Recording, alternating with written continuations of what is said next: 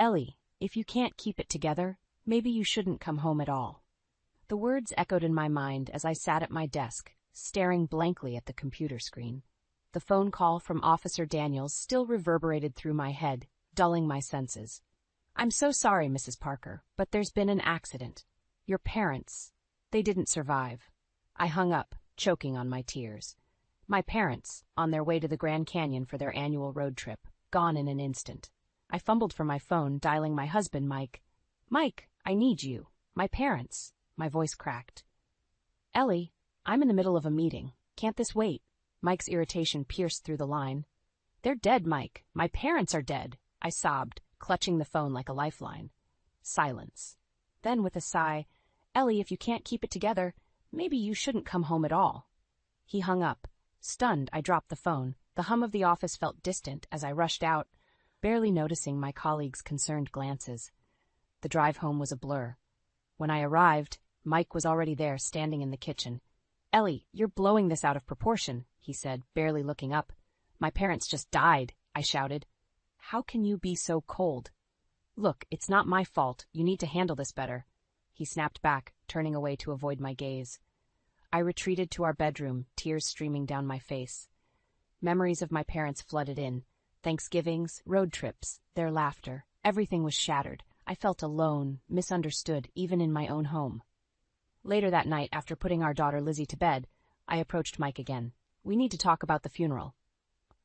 I have a big project due. I might not make it, he said flatly, tapping on his laptop. Can't you see what I'm going through? My voice trembled, anger mixing with grief. Ellie, I'm tired. We'll talk tomorrow. And with that, he walked out, leaving me alone with my pain. Sleep was impossible. Every time I closed my eyes, I saw their faces, heard their voices. By morning, I was numb. I typed out the obituary, made funeral arrangements, all while Lizzie asked why Grandma and Grandpa weren't coming back. I couldn't find the words to explain. Days passed, blending into a haze. The neighborhood sympathy offered little comfort. Everyone's questions, their pitying looks, made it worse, and Mike's indifference was a knife twisting deeper into my heart. The day of the funeral, I dressed Lizzie in her best dress. Why isn't Daddy coming?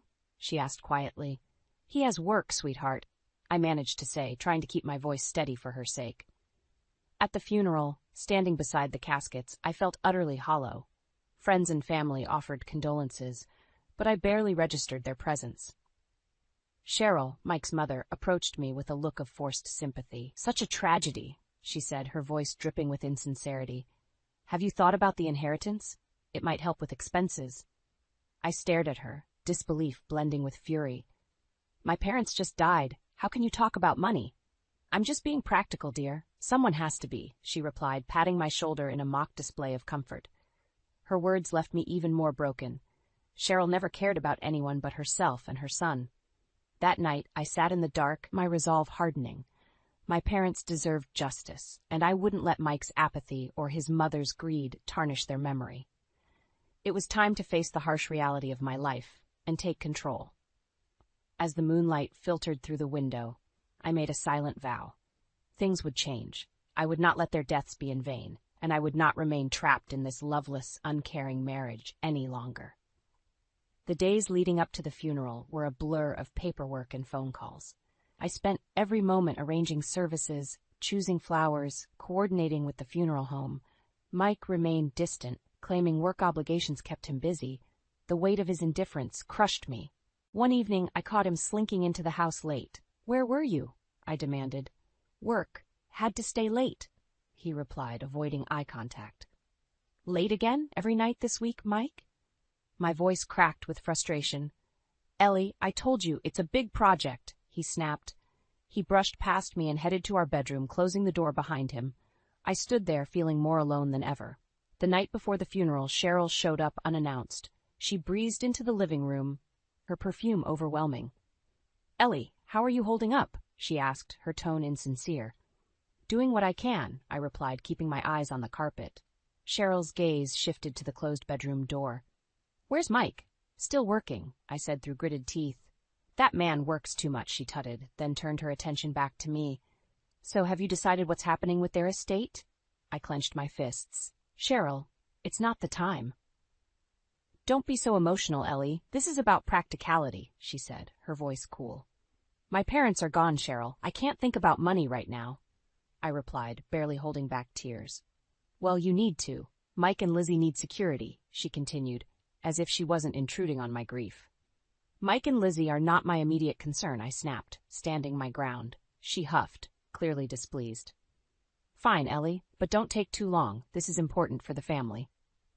As soon as she left, I collapsed onto the couch, the weight of everything suffocating me. Mike's absence, Cheryl's greed, the loss of my parents. It was too much. I needed to stay strong for Lizzie, but my resolve was slipping. The funeral day arrived, gray and somber. I dressed in black, every motion robotic. Lizzie clung to my side, sensing the gravity of the day, even if she didn't fully understand. As we approached the church, Mike's car was nowhere to be seen. He had promised to meet us there, but the empty space felt like a slap. Inside, the service began. The minister spoke kind words about my parents, but all I could think about was Mike's empty seat. When it was my turn to speak, I choked back tears just looking at the sea of sympathetic faces. Afterward, at the reception, Cheryl approached again. You need to think about Lizzie's future, she said, cornering me by the refreshment table. I'm trying to get through today, I said, my voice breaking. Ellie, you're the mother now. You have responsibilities, she lectured, her eyes hard. I'm well aware of my responsibilities, Cheryl, I replied sharply, barely containing my anger. Her face twisted in disapproval. You're making this harder than it needs to be, she muttered before walking away. Standing there, surrounded by people, yet utterly alone, something inside me hardened. Mike's coldness, Cheryl's incessant greed, these weren't just inconveniences. They were part of a larger problem, a toxic burden I didn't need to carry. I looked down at Lizzie, her innocent face looking up at me. For her sake, I knew I had to act. I couldn't rely on Mike or endure Cheryl's manipulation any longer. My parents' death had shattered my world. Now I had to rebuild it, stronger for both of us. It was time to make some changes, and I knew exactly where to start. As days turned into weeks after the funeral, I noticed Mike's absences becoming more frequent and his excuses thinner. Each late-night return chipped away at the fragile remnants of our marriage. One evening, while Lizzie was engrossed in her homework, I cornered him in the kitchen. Where have you been, Mike? I asked, my voice steady. Work, Ellie. I told you, he replied, avoiding eye contact as he rummaged through the fridge. Work? Really? I crossed my arms. You smell like cheap perfume.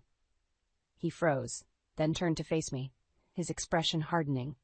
You're imagining things. Maybe you should get help. I scoffed, fury boiling up. Don't turn this on me. I know something's going on. You're paranoid, he snapped, grabbing a soda and slamming the fridge door shut. I watched him walk away, a decision forming in my mind. If he wouldn't come clean, I'd find out myself. I had to know the truth for my and Lizzie's sake. The next day I made a call to a private investigator. Hello, Mr. Harris. I need to find out what my husband's up to, I explained, feeling a mix of desperation and resolve. Mr. Harris was efficient. Within a week he had gathered enough evidence to fill a small folder. We met in a nondescript cafe, him sliding the folder across the table. You were right to suspect, Mrs. Parker. He's been seeing a woman named Kim Blackwood. She works at a local bar. My heart pounded as I flipped through the photographs.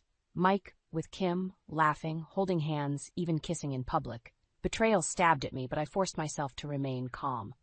Thank you, Mr. Harris, I said, my voice steady. I'll take it from here. That night, I confronted Mike when he finally showed up. Care to explain these?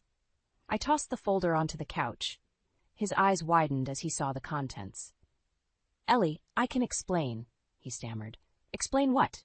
That you've been lying to me? Cheating on me? My voice rose with each word. It's not what it looks like, he muttered, but his voice lacked conviction. Really? Because it looks like you've been with her for months, I shot back, my anger giving me strength. Work's been stressful, Ellie. You've been so distant. Don't you dare blame this on me. I interrupted, my body shaking with rage. You betrayed our family. You betrayed Lizzie. He opened his mouth to respond, but I cut him off.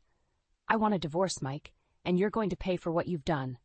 His face turned from guilt to anger. You think you can just take Lizzie away from me? I'll fight you on this. I have more than enough evidence. Any court would side with me, I said, standing tall. This isn't just about me anymore. It's about our daughter, and she deserves better. Mike stormed out, slamming the door behind him. I stood there, breathing heavily, the house silent except for the ticking of the clock. Lizzie was asleep upstairs, unaware of the storm that had just erupted. The next morning, I began gathering more evidence, financial records, text messages, anything that would secure my case. Each piece of proof was another step toward freeing myself and protecting Lizzie. I contacted a lawyer, determined to proceed strategically. "We have a strong case," the lawyer assured me. "With the evidence you've provided, we can ensure full custody and a hefty alimony. Your husband won't stand a chance." Hearing those words bolstered my resolve. This wasn't just about ending a marriage. It was about reclaiming my life and safeguarding Lizzie's future. I was ready to fight, and I wouldn't back down until justice was served. I sat in the lawyer's office, the divorce papers in front of me. My hands felt steady as I signed each page. My attorney, Mrs. Grant, gave a nod of approval. "We've got a strong case, Ellie. Present these to Mike and he'll realize he can't win." Leaving the office, I felt a strange mix of determination and dread.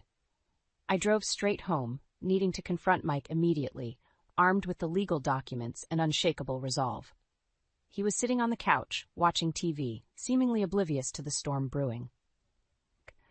"Mike, we need to talk," I said, standing in front of him, blocking the screen. He looked up, irritated. "What now, Ellie?" I tossed the papers onto his lap. "These. Sign them." He glanced at them, his face slowly turning red as he realized what they were. "Divorce papers? You've got to be kidding me." He stood up, towering over me. "I'm done, Mike. I want out. And I'm taking Lizzie with me," I replied, not backing down. His face twisted in anger. "You think you can just walk away and take my daughter? I'll fight this. I'll ruin you, Ellie. You'll never get custody." "I've got plenty of evidence to prove you're unfit," I shot back. "Your affair, your neglect, I'll make sure the court sees it all." He laughed, a cold, bitter sound. "You really think you can beat me? I'll drag you through the mud. I'll make sure everyone knows you're the unstable one. You won't have a leg to stand on." "Do what you want, Mike. I'm not backing down. Lizzie deserves better than this toxic environment." "You think you're some kind of hero?" "You're nothing without me, Ellie," he sneered. I felt a surge of anger. "I'm stronger than you think, and I'll prove it. Sign the papers, Mike, or I'll see you in court." For a moment we stood there, glaring at each other. Finally, he snatched the papers and threw them to the ground. "This isn't over, Ellie. Not by a long shot." I picked up the papers, my resolve strengthened by his threats. "We'll see about that." Over the next week, Mike's threats became more intense. He called me at all hours, leaving angry voicemails. He showed up at my job, trying to cause scenes, but my coworkers helped keep him at bay. It was exhausting, but I refused to let him see me falter. One evening, I heard him on the phone with his mother. "She's trying to ruin me, Mom. I need to find a way to take Lizzie away from her." Cheryl's voice came through, sharp and manipulative. "We'll fight this together, Mike. She won't stand a chance against us." I knew they'd stop at nothing to hurt me, to take Lizzie from me. But I wouldn't let them. I had the support of my lawyer, my friends, and my undeniable evidence. I had to be strong for Lizzie. I called Mrs. Grant. "We need to proceed. His threats are escalating." "We'll move quickly," she assured me. "Stay strong, Ellie. We've got this." The next morning, Mike received an official notice to appear in court. His fury was evident as he stormed into the house, waving the papers. "You think you can win this?" "Yes," I replied simply, "because it's the truth." "This is war, Ellie," he spat, throwing the papers at my feet. "So be it," I said, standing firm. For Lizzie, for my parents' memory, and for myself, I would not back down. The battle lines were drawn, and I was ready to fight with everything I had. I sat at a small table in the corner of the cafe, my heart beating fast. I clutched the divorce papers in my hand, waiting for Mike to arrive. The sounds of steaming milk and clinking cups filled the air, but I was focused on the door. When Mike finally walked in, his eyes locked onto me with a look of sheer contempt. He sat down roughly, not bothering with pleasantries. "What do you want, Ellie?" "I want this over with." "You need to sign these," I said, pushing the papers towards him. He glanced at them, his jaw tightening. "I told you, I'm not signing anything. You think you can just waltz in here and dictate everything?" "You had your chance, Mike. Now it's about protecting Lizzie and moving on." He sneered. You're delusional if you think you're getting any money from me. And Lizzie? Over my dead body. As he spoke, his boss Derek entered the cafe. Derek was heading to the counter when he recognized Mike and turned towards us, encouraged by visible intrigue. Mike, what's going on here? Derek asked, eyes shifting between us. Mike's face turned pale. Nothing, sir.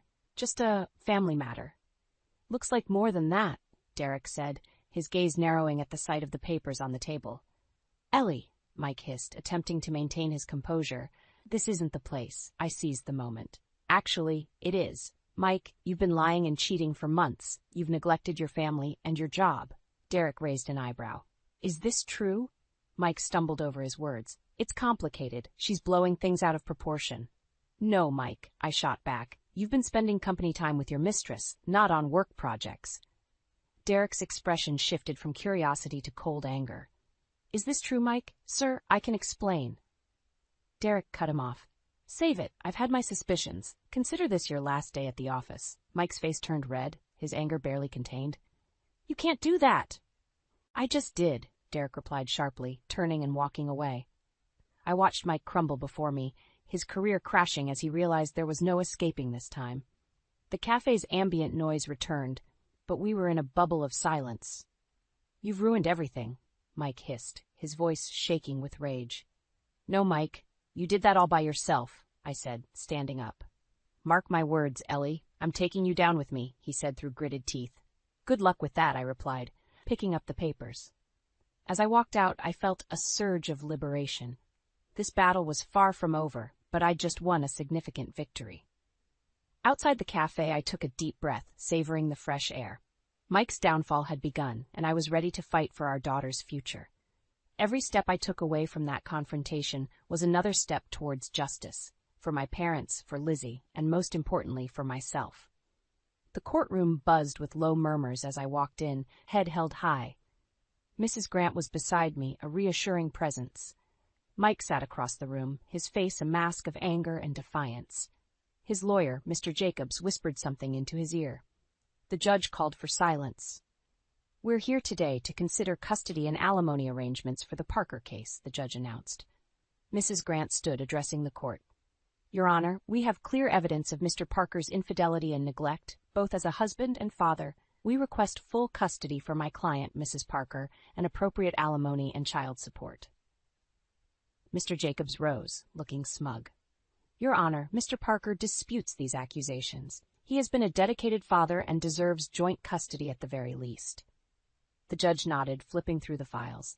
Mrs. Parker, please step forward. I straightened my back as I approached the stand. Can you describe your husband's involvement with your daughter, Lizzie? Mike has been absent, that both physically and emotionally, I began. He's focused on his affair and neglected his responsibilities at home. Lizzie needs stability, which I can provide. Mrs. Grant then presented the evidence. Photos, text messages, financial records, all condemning Mike. I saw his face redden as each piece of evidence was displayed. The judge looked over the documents carefully. It seems clear that Mr. Parker has been preoccupied with his affair, he said, turning to Mike. Do you have anything to say? Mike stood, his body rigid. Your Honor, this is all blown out of proportion. I've provided for my family. Ellie's just trying to ruin me. Mrs. Grant interjected. Your Honor, Lizzie's well-being is our priority. Mr. Parker's actions have shown he's incapable of being a responsible parent. At that moment, the courtroom doors creaked open and a man walked in. It was Kim's husband, Dave. He approached the judge, holding a stack of papers. Your Honor, if I may, Dave said, his voice steady despite the tension in the air. I, too, have evidence against Mr. Parker and my wife, Kim. Mr. Parker's actions have not only hurt his family, but mine as well. The judge allowed him to submit the documents. Dave outlined how their affair had affected his family, detailing financial discrepancies and deceit. The courtroom listened intently, the atmosphere thick with tension. After a thorough review, the judge spoke. Mr. Parker, given the overwhelming evidence, I rule in favor of Mrs. Parker. She is granted full custody of Lizzie and significant alimony and child support. Mike's face registered defeat. This isn't fair, he muttered under his breath. The judge continued. Furthermore, these financial records suggest potential fraud. This will be investigated separately. I felt a wave of relief wash over me. As the proceedings concluded, Mike shot me a venomous look. "This isn't over, Ellie." I met his gaze, unflinching. "Yes, it is, Mike. Yes, it is." Outside the courtroom, Dave approached me. "I'm sorry for everything. Let's make sure they pay for what they've done." "Agreed," I said, feeling a sense of camaraderie. As I walked to my car, I called Mrs. Grant. "Thank you for everything. What's next?" "We'll finalize the paperwork, and then we'll look into those hidden accounts your investigator found," she replied. I nodded, determination burning within me. This battle was almost won, but the war wasn't over. Mike's deceit would lead to his downfall, and I was prepared for the next fight. With Lizzie by my side, there was nothing that could break me now. The knock on my door was sharp and insistent. I opened it to find a stern-faced detective holding a warrant. "Mrs. Parker, may we come in?" I stepped aside, heart pounding. "What is this about?" The detective nodded to his partner. "We're here to search for documents related to Mr. Parker's offshore accounts. We have reason to believe he's been hiding assets." My mind raced. Mike had lied and cheated, and now his financial deceit was coming to light. "Take whatever you need," I said, leading them to Mike's old office. While the detectives sifted through papers, I called Mrs. Grant. "They're searching the house for evidence of Mike's hidden accounts." "Good," she replied. "This will only strengthen our case. Stay calm and cooperate." As the detectives worked, I found myself outside, watching Lizzie play in the yard with our neighbor's children. She looked so carefree, a stark contrast to the chaos inside. Hours passed before the detective reappeared. "We've found enough to initiate a full investigation. Thank you for your cooperation, Mrs. Parker. You'll be hearing from us soon." After they left, I was overwhelmed with a mix of relief and anticipation. This was another nail in Mike's coffin, another step toward justice. The next morning, I received a call from Derek. "Ellie, I wanted you to hear it from me. Mike's been arrested for fraud. The company's pressing charges." I closed my eyes, absorbing the news. "Thank you for letting me know, Derek." "This was inevitable," he sighed. "He crossed too many lines. Take care, Ellie." Mike's arrest unleashed a media frenzy. Cameras and reporters swarmed our neighborhood, seeking a statement. I kept a low profile, focusing on Lizzie and the life we were rebuilding. One evening, as I tucked Lizzie into bed, she looked up at me with wide eyes. "Mommy, is Daddy coming home?" I brushed her hair gently. "Not for a while, sweetheart, but you have me, and that's all we need right now." She nodded, trusting and innocent. "Okay, Mommy, I love you." "I love you too, Lizzie," I whispered, feeling the weight of my promise. I had to stay strong for her. Days turned into weeks. Mike's world continued to unravel. His assets were frozen, his accounts scrutinized. Cheryl tried to intervene, but her attempts were futile against the mounting evidence. I received a call from Kim one afternoon. "Ellie, it's Kim. Can we talk?"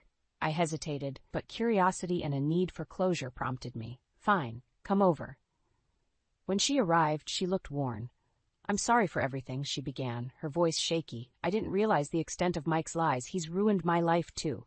I studied her, seeing the guilt and regret. "So what do you want from me?" "I just wanted to apologize and offer my support. What he did to both of us is unforgivable." I nodded, feeling a strange sense of solidarity with her. "Thank you, Kim, but Mike's actions have consequences, and we both have to live with that." As she left, I felt a weight lift from my shoulders.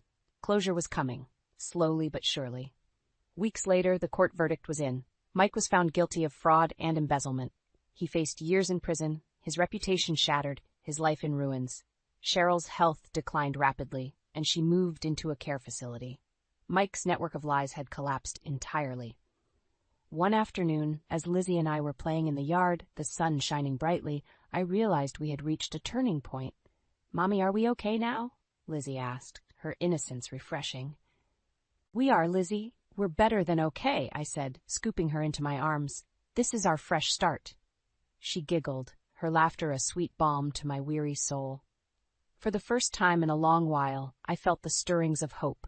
Our future was bright, untouched by the shadows of the past. Mike's downfall was complete, and in its wake we would rebuild, stronger than ever.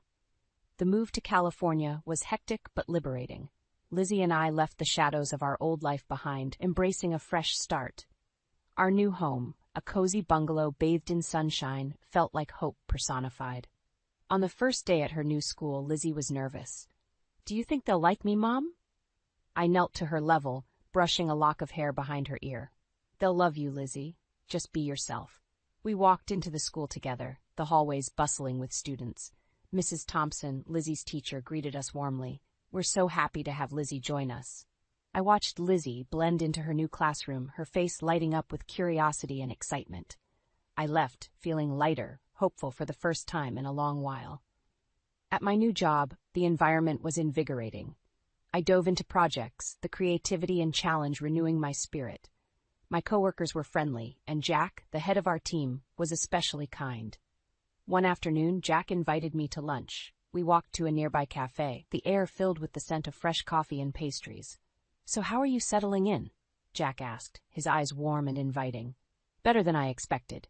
It's been a rocky year, but I feel like we're finally finding our footing," I replied. Jack nodded, his expression understanding. "New beginnings can be tough, but you seem strong. Lizzie's lucky to have you." "Thanks, Jack. It means a lot," I said, feeling a connection growing. Days turned into weeks. Lizzie thrived at school, making friends and excelling in her classes. Her laughter filled our home, a sweet reminder of our resilience. I found myself looking forward to work, where Jack's presence became a comforting constant. One Friday evening, Jack invited us over for a barbecue. "Bring Lizzie. It'll be fun," he said with a smile. At Jack's house, Lizzie played in the yard with his dog, her laughter echoing through the air. Jack and I stood by the grill, the smell of sizzling burgers making me feel at home. "You've created such a warm place here," I remarked, watching Lizzie chase the dog. "It's important to have a sanctuary," Jack replied, his tone sincere. "Everyone needs a safe place to heal." We sat on the patio, the evening turning cool. Jack turned to me, his expression thoughtful. "Ellie, I've seen the strength it's taken to get where you are. You're incredible." I felt a blush creeping up my cheeks. "It's been a journey, but I couldn't let Mike's actions define us." "He doesn't deserve a second thought," Jack said firmly. "You and Lizzie deserve all the happiness in the world." As the night wrapped around us, I realized how much I had healed. Jack's kindness, Lizzie's laughter, our new life, it was more than I had hoped for. A few weeks later, as Lizzie and I walked along the beach, hand in hand, she looked up at me. "Mommy, do you think Daddy is sorry for what he did?" I paused, looking at the horizon. "Maybe. But what matters now is that we're happy. We're free to be ourselves." She nodded, her eyes bright. "I love our new life." "Me too, Lizzie," I said, squeezing her hand. "Me too." The sun set, casting a golden glow over the waves. I felt a deep sense of peace. Our past was behind us, replaced by a future filled with promise. Mike's deceit and cruelty no longer dictated our lives. We were free, resilient, and ready to embrace whatever came next. The journey had been long and painful, but it led us to this moment of pure, unadulterated happiness. And for that, I was profoundly grateful.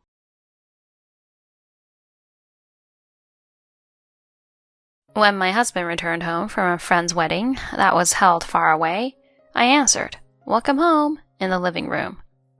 "I'm home. I missed you. I bought you a souvenir." "Huh? Is something bothering you? Could you please clean this up?" Taylor handed me a suitcase saying that. While accepting it, I inquired, "How was it? Your friend's wedding?" "It was a great wedding. The food was luxurious. And there was even live entertainment. Our friends seemed so happy." As Taylor enthusiastically shared his thoughts on the wedding, I remarked, "I'm surprised you were able to attend." "Huh?" A moment of silence ensued. Then, Taylor, flustered, said, "I don't get it. I attended the wedding like usual, didn't I?" "Really? You managed to attend well in this outfit." Saying this, I took out his formal wear from the suitcase and showed it to him. Taylor saw it and his eyes widened. What is this?" After this, my lying husband would find himself in a difficult situation.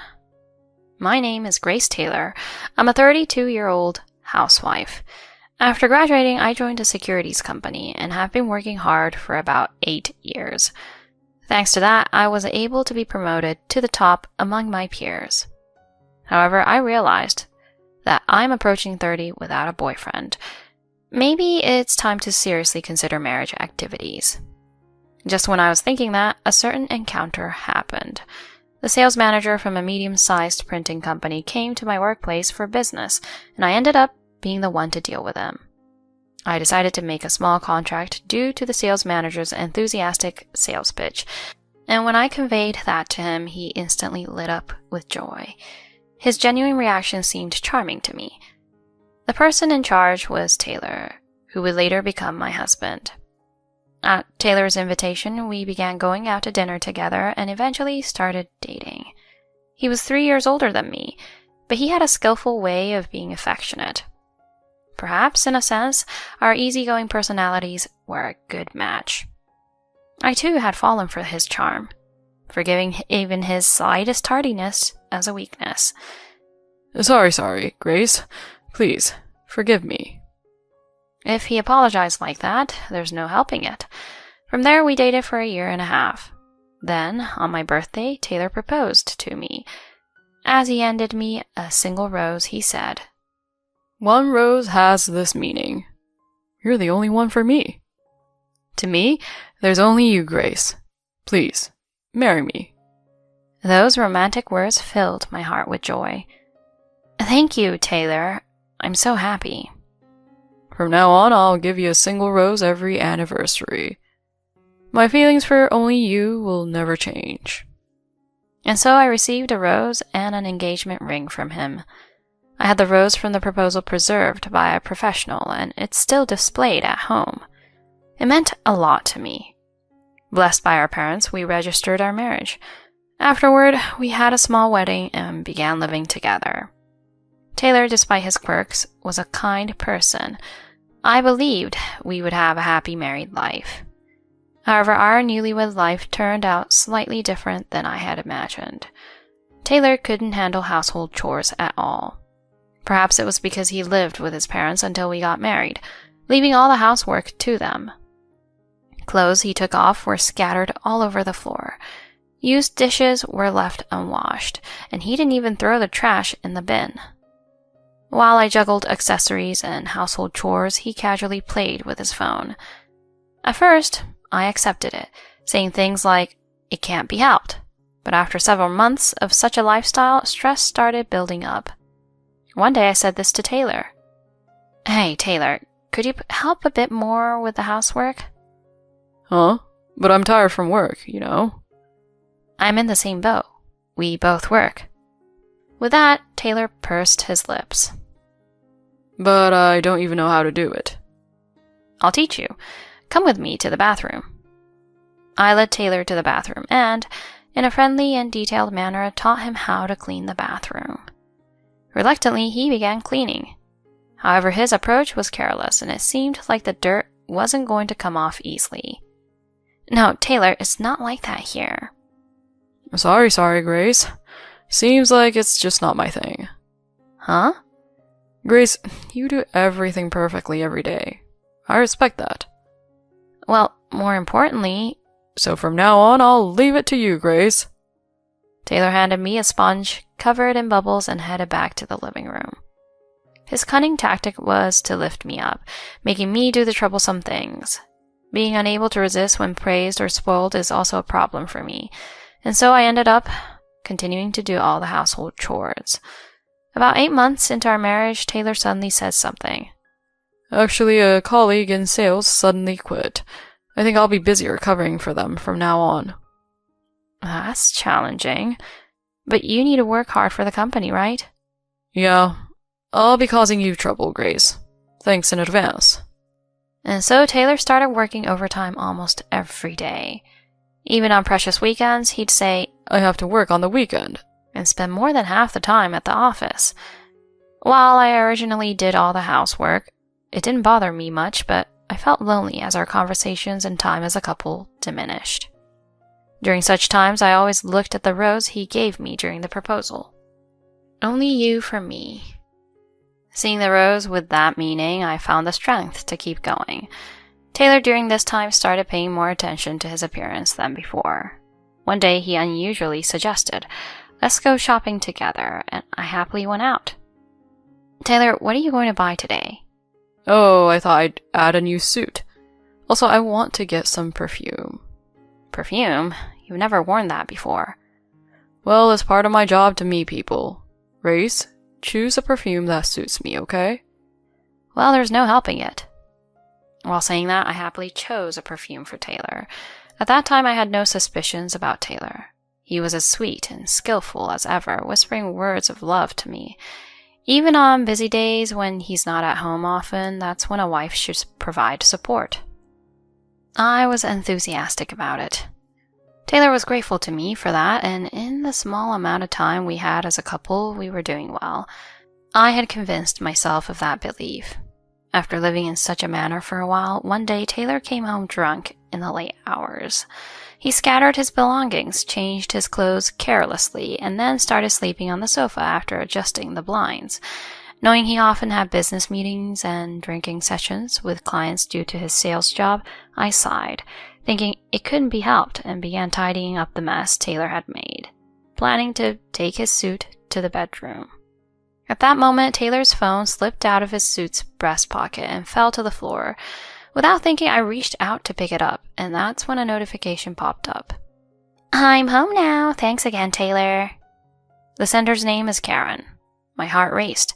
Who is this woman addressing Taylor so intimately? Thanks for today. What could that mean? Is she someone he met at a bar during a drinking session? But would she really say, "I just got home today"? Thoughts swirled in my head. Acting on impulse, I took Taylor's sleeping hand and used fingerprint recognition to unlock his phone. From there, I discovered an intimate exchange with someone named Karen. My hands were trembling. Could he be cheating? If that's the case, it's unforgivable. I resolved to thoroughly investigate Taylor's actions. So, just like nothing had happened, I left the phone by Taylor's side and began looking into the nearby detective agency. 1 week after requesting an investigation into Taylor's affairs. Hey, Grace. So I've been invited to a friend's wedding from high school next weekend. Taylor casually mentioned it. Next week? That's quite sudden. Usually you get wedding invitations about 3 months in advance, right? I pointed out, and Taylor seemed to flinch for a moment. Oh yeah, I forgot to tell you that I already RSVP'd for attendance on the invitation. Sorry about that. The dates just happened to be my and Taylor's wedding anniversary. Do you remember? It's our wedding anniversary on that day. Taylor looked a bit startled.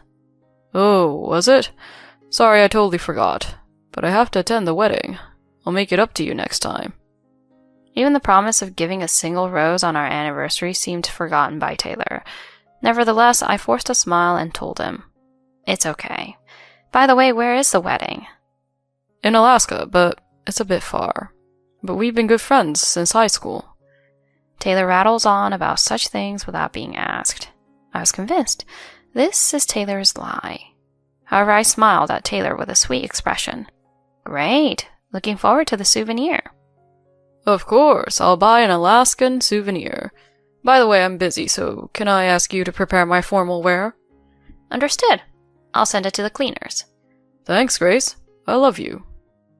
Taylor said these words with an awkward sincerity, and I responded with a hesitant thank you, accompanied by a forced smile. Following Taylor's request, I prepared everything accordingly. In doing so, I discreetly added a small surprise to his formal wear. He left for the trip, happily carrying his suitcase without noticing the added touch. I waved him off with a smile. 3 days later, he returned home. I'm back, Grace. I got you a souvenir. Taylor spoke these words with a smile, but my response was rather indifferent as I said, "Welcome back." Uh-oh, Grace. Is something bothering you? Can you help me tidy up this stuff? Taylor handed me the suit while saying that. As I took it, I asked him, "How was it? Your friend's wedding?" It was a great wedding. The food was luxurious and the atmosphere was lively. My friends looked so happy. As he went on talking enthusiastically about the wedding, I interrupted. "I'm surprised you were able to attend." Huh? There is a moment of silence. Then Taylor hastily spoke up. I don't get it. I attended the wedding like usual, didn't I? Wow, I'm surprised you were able to attend the ceremony in this formal outfit. I took his formal wear out of my suitcase and showed it to him. When Taylor saw this, his eyes widened. What's this? The formal suit had its sleeves and hem roughly cut off, leaving it without sleeves and looking like shorts. Participating in a cold Alaska wedding with a short-sleeved suit and shorts? As I disclosed this, Taylor quickly turned pale. Well, it was a casual wedding. That's why I attended in casual clothes. Huh? But you specifically asked me to prepare a formal suit for you. No. What's with the suit in general? Did you do this, Grace? How could you do this? So I told him clearly. I wanted to test my husband, who was going on a cheating trip. Well, the results seemed pretty clear. Silence falls over the place. Taylor's complexion changed rapidly from red to blue to white. Then he finally opens his mouth. Huh? Cheating trip? What are you talking about? It's crazy to do this to clothes in general. You're the one who's crazy, aren't you? Did you enjoy the trip with Karen? Why that name? At that moment, I exposed the results of the investigation that had just arrived today. And there were scenes of Taylor walking arm in arm with a young woman kissing, and even entering a hotel. I picked up one of those pictures and thrust it in Taylor's face. This is a photo from the day before yesterday at the airport, going to a friend's wedding with another woman, and on top of that, getting along so well, even wearing matching outfits. This is... Wearing the outfit I chose, putting on perfume, and meeting another woman. Nerve-wracking, isn't it? With disgust in my words, I glared at Taylor. Admit it with your own mouth. Admit that you cheated and went on a cheating trip. Taylor turned pale and finally knelt down on the spot. I'm sorry. I was unfaithful. I let out a deep sigh. I knew it. I called your company and asked. The story about the sales department losing a big account and someone quitting? All lies, right? You called the company? Through that call, I found out that a new employee from the same company, Karen, is quite close to you. It seems like it's already a rumor within the company. You're not very careful, huh? What? It's spreading in the company. At that moment, I spoke with a harsh tone. What the hell do you think you're doing? No. I only love you, Grace. Karen was just a momentary lapse. A mistake. So you invited her, didn't you? You're the one who seduced her. Well, that's because she seemed enticing in a way. Grace, you're stable and have a different charm. What? I'm sorry, truly sorry. Grace, please forgive me. Seeing Taylor shrink in shame, I couldn't help but think, why did I fall in love with such a man? With a sense of detachment, I told him, for now, we're getting a divorce. What? Divorce? That's a problem. I don't want a divorce. Don't mess around. Take responsibility for your actions, you jerk. I brought the rose from the proposal, snapped it in half in front of Taylor, crushed the petals, and scattered them in front of him. Grace. What's this I have only you nonsense? You cheated on me within less than a year of marriage, and you have the audacity to say that. I was a fool to believe in you. I'll dump this lying husband. At this point, Taylor started sobbing. Grace, please forgive me. I calmly told him, oh, by the way, I've decided to terminate the contracts between my company and yours. What? Obviously, you've been placing large orders all this time because you're my husband, right? Don't expect those contracts to continue after betraying me. Yeah, when Taylor and I got married, the boss went out of his way to make Taylor the contact person. He arranged for our company's printing materials to be handled by Taylor's company. I explained the situation to the boss and asked him to have this printing company removed. Something like that is going to be a problem. If the deal with your company is lost, our company will... Of course.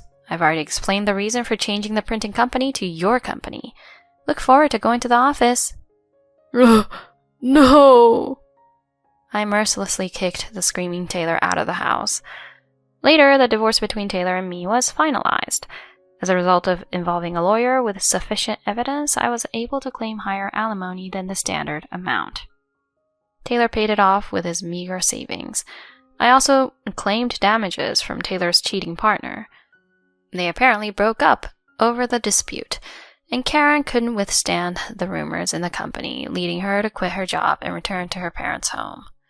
Speaking of Taylor, he was held responsible for the loss of the deal with my company and got transferred to a windowless back office. Moreover, he was even demoted for disturbing the company's public morals with his affair. Rumors circulated within the company, and despite being looked at with disapproval, Taylor seems to continue working in the windowless back office. Although he may never have a promotion again, I have absolutely no sympathy for him. On the other hand, as for myself, I started a new life after moving with the settlement money. I only handle my own household chores and work is going smoothly. With more flexibility in my life, I'm planning to fulfill my longtime desire of getting a cat. I'm looking forward to attending a cat adoption event soon.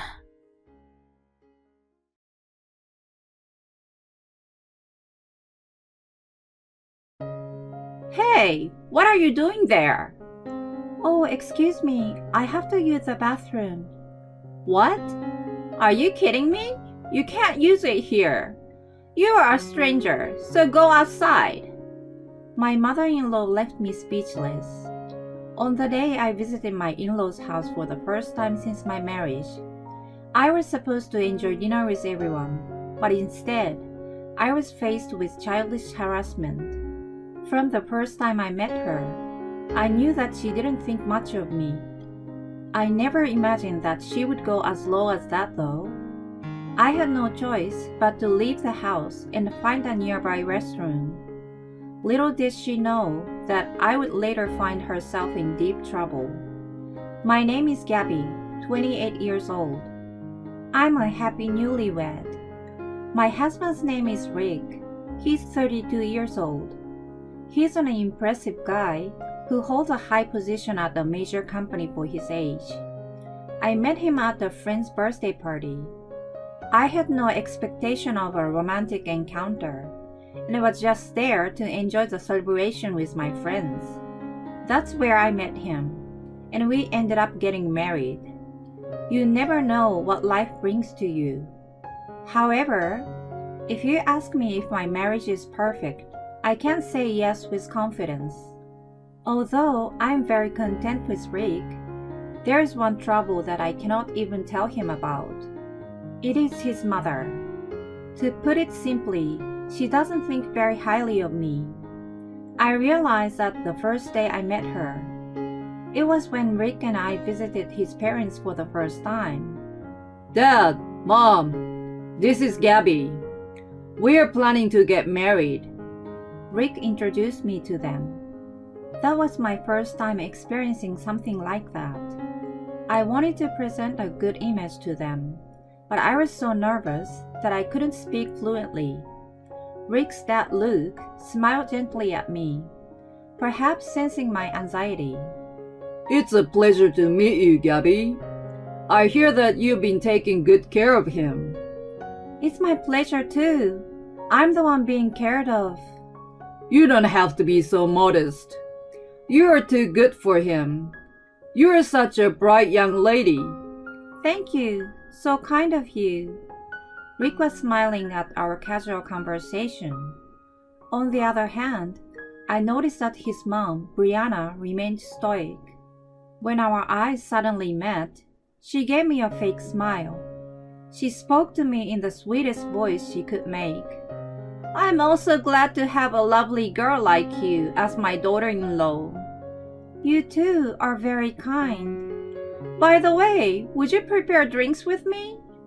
I'd like to talk with you alone. Of course, I'm glad to.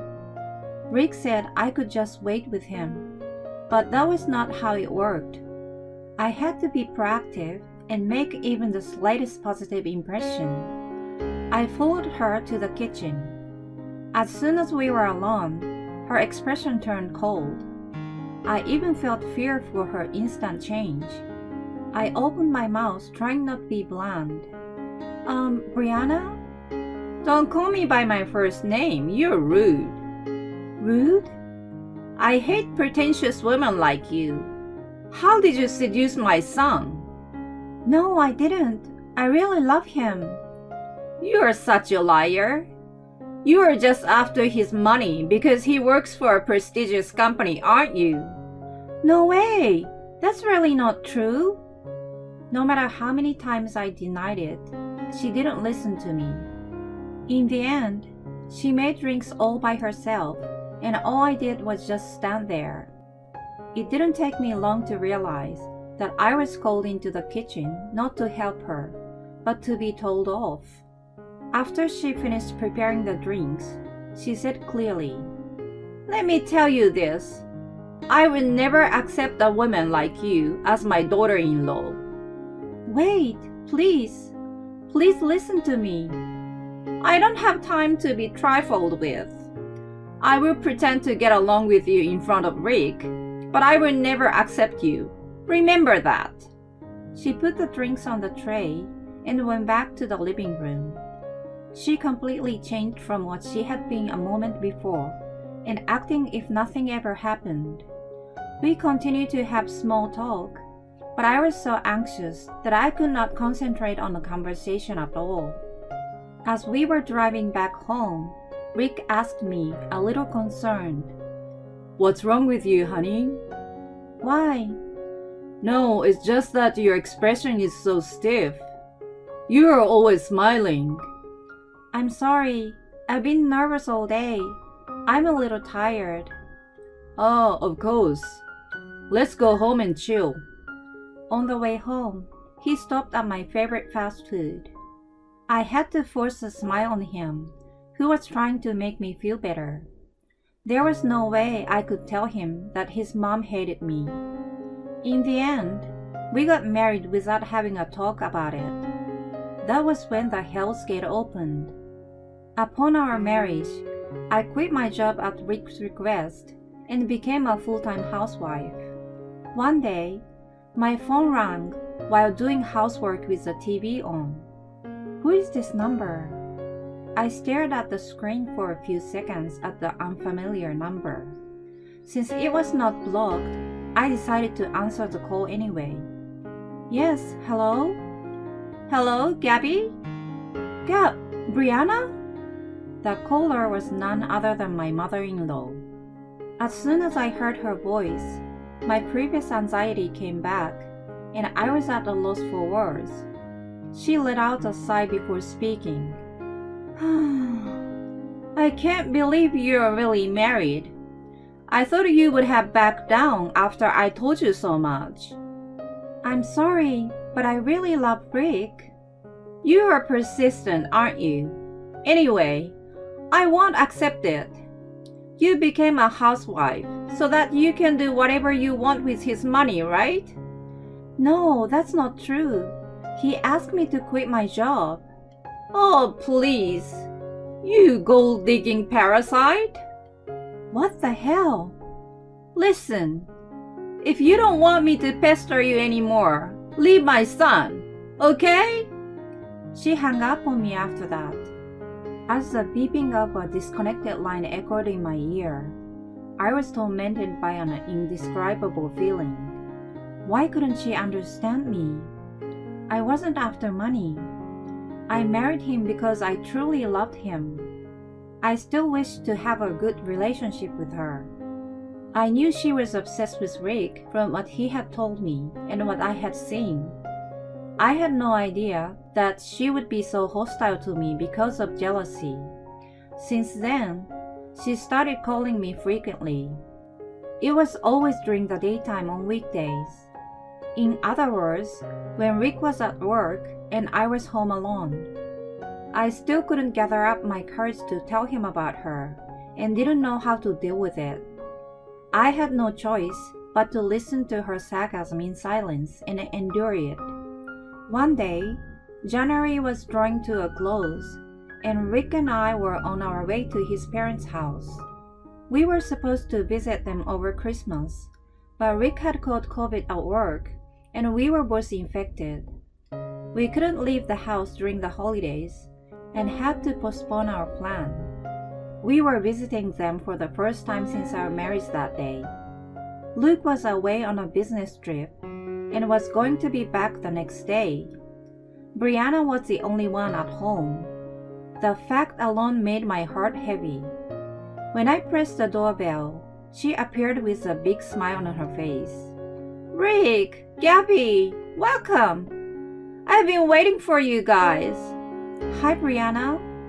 It's been a long time. We have been in touch from time to time, but it's always nice to see you in person." "Yes, indeed." Let me tell you, it wasn't from time to time that I heard from her. She spent about an hour insulting me almost every day. She seemed not to want Rick to know about it, so she continued to play the role of a good mother-in-law. We were planning to stay overnight, and I was worried about what would befall me. As I let out an inaudible sigh, she said to Rick, "I'm sorry, but would you mind if I asked you to go and buy some groceries?" Oh? Why? "I forgot to buy our ingredients for dinner. I also forgot to pick up the cake I ordered." Oh, come on. You're forgetting too much, aren't you?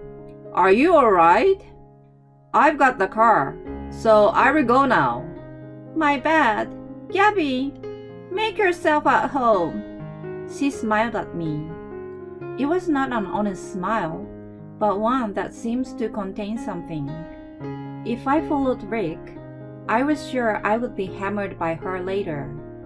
I reluctantly stayed behind alone with her. I sat on the sofa and waited patiently for him to return. Just as she went to the kitchen, I got up to the bathroom. Rick had told me where the bathroom was before. I headed toward it, relying on my memory. As I was about to open the door, I felt a presence behind me. Hey, what do you think you're doing? I turned in the direction of the voice and saw Brianna standing there. Her expression was irritated, and I could tell she was anything but calm. I responded calmly, so as not to upset her any further. "Oh, I'm sorry. I didn't excuse myself before I came out." Answer the question. What are you doing? I have to use the bathroom." What? Are you kidding me? You can't use my bathroom. Why not? You are a stranger. Go outside. I feel gross if you use it. She giggled and sussed my reaction. I felt as if my blood drained out of my body. There was no point in trying to get along with her anymore. I became painfully aware of that.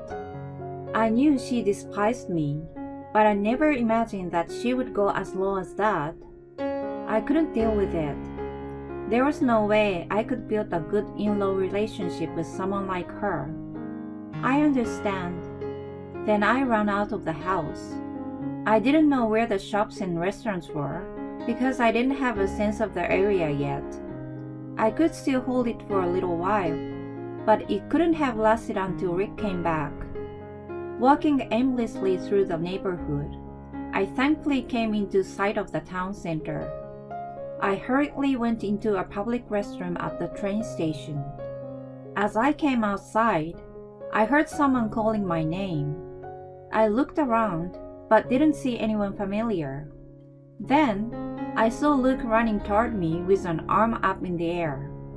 "Oh, Luke, I thought you were coming back tomorrow." "I finished my work early, and I heard you guys are coming today, so I rushed back." That's great." "Anyway, why are you here alone?" "Oh, well, that's..."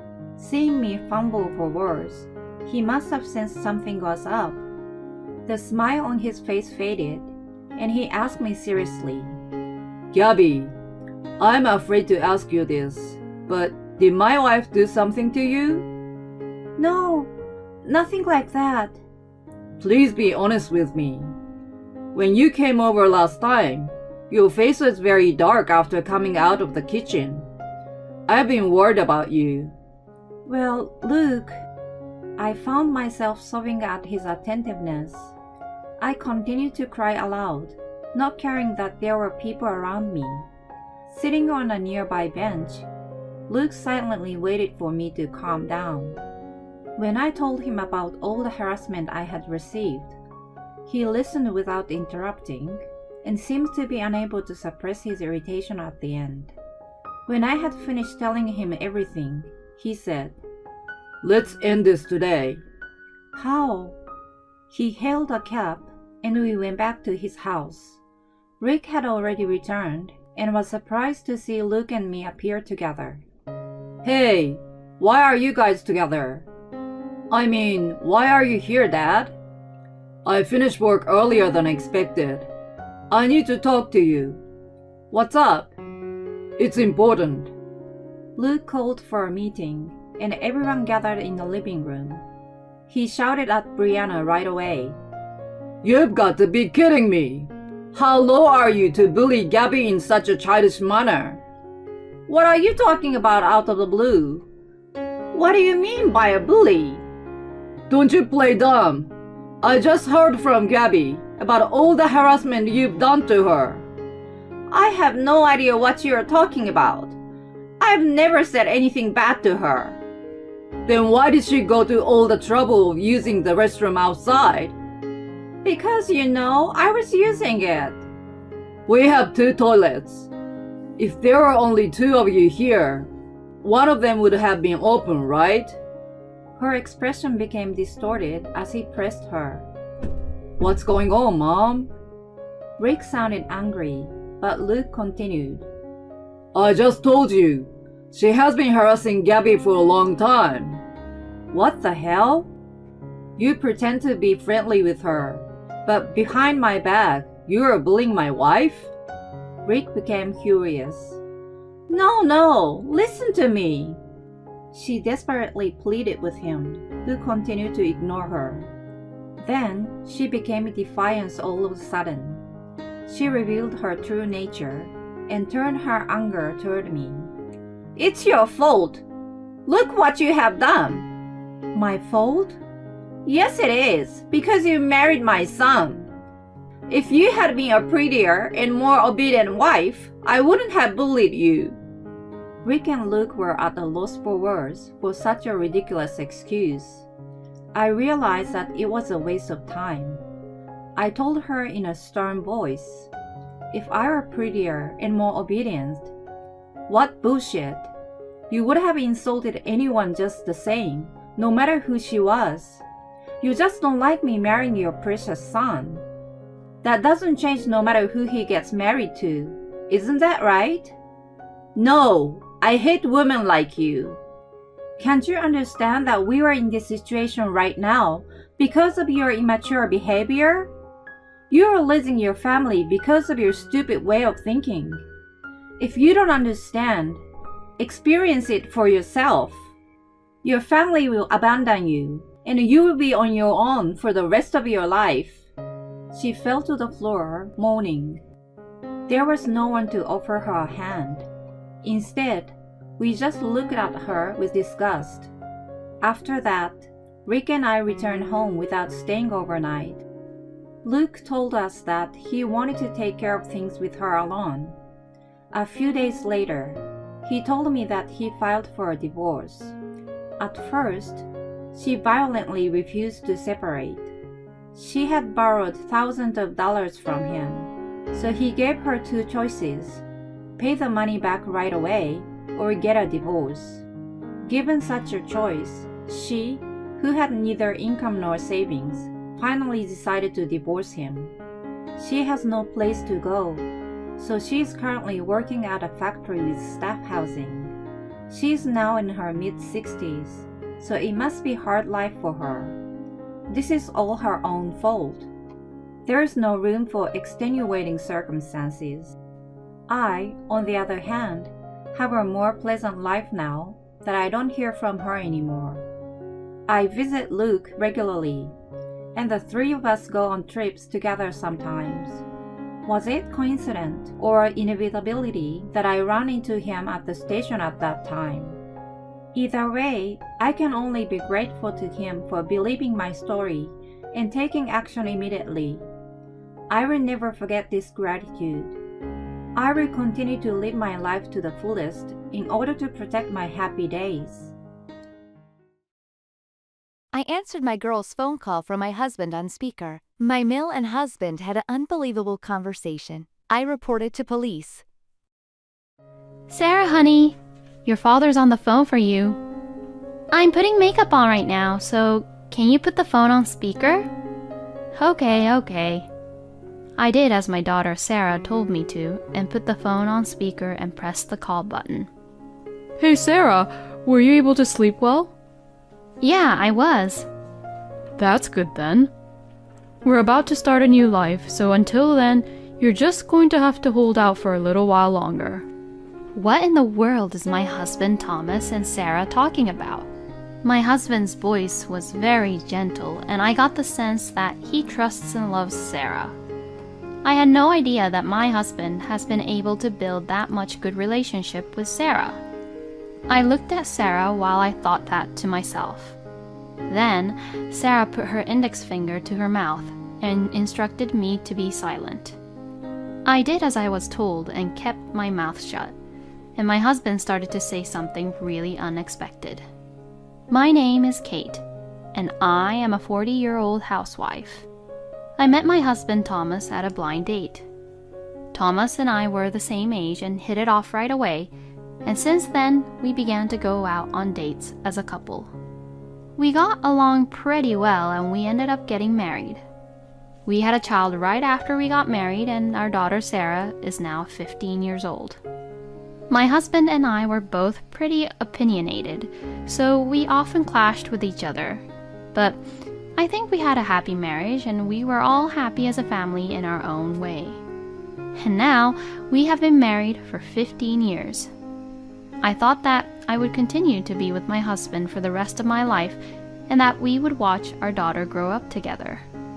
For your next wedding anniversary, are you guys going anywhere? One day, Sarah began to ask me that question.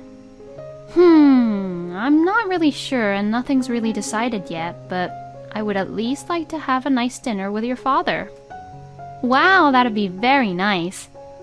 You and Dad is going to dine at a fancy restaurant with a pretty night view, right?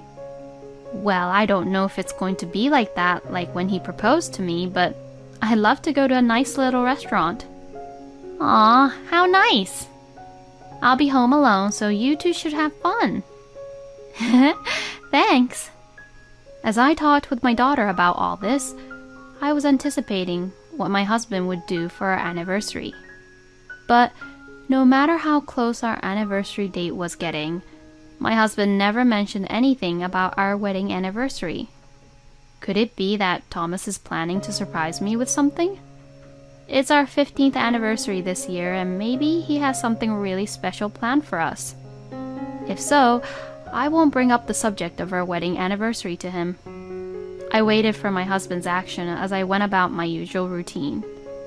But the day before our anniversary, Thomas still hasn't said anything related to the anniversary, and on the morning of the day of our anniversary, he didn't talk about our anniversary at all. As usual, he looked really sleepy while eating his breakfast. Well, I'm off. Oh, hey, what are you doing today? I asked Thomas, unable to resist. It was because I was indeed anxious that nothing had been said so far by Thomas. But my husband looked at me curiously. What do you mean, what am I going to do today? Oh no, I was thinking something like dinner or... I wanted my husband to notice, so I casually mentioned dinner. Then Thomas made a face as if he remembered. Oh, thank goodness, he remembered that it was our wedding anniversary. But then Thomas then said something that surprised me. Oh, well, it's Friday, so I'm going out for a drink with my colleagues. Oh, crap, I'm running late. Well, I'm gonna go now. Have a good day. I was just stunned. My husband did not remember what day it was today. Even my daughter, who was eating breakfast, was shocked at what had happened. Dad forgot about the wedding anniversary. He's terrible. My daughter got really annoyed at the situation, so I was able to calm down a little. Well, he must have been so busy with work that he forgot.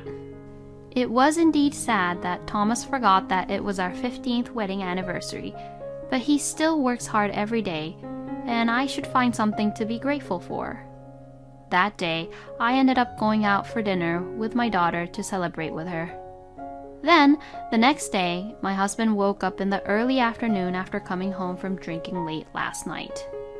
I was indeed annoyed to see my husband, who didn't even realize what he was getting himself into, but I decided to go through with it.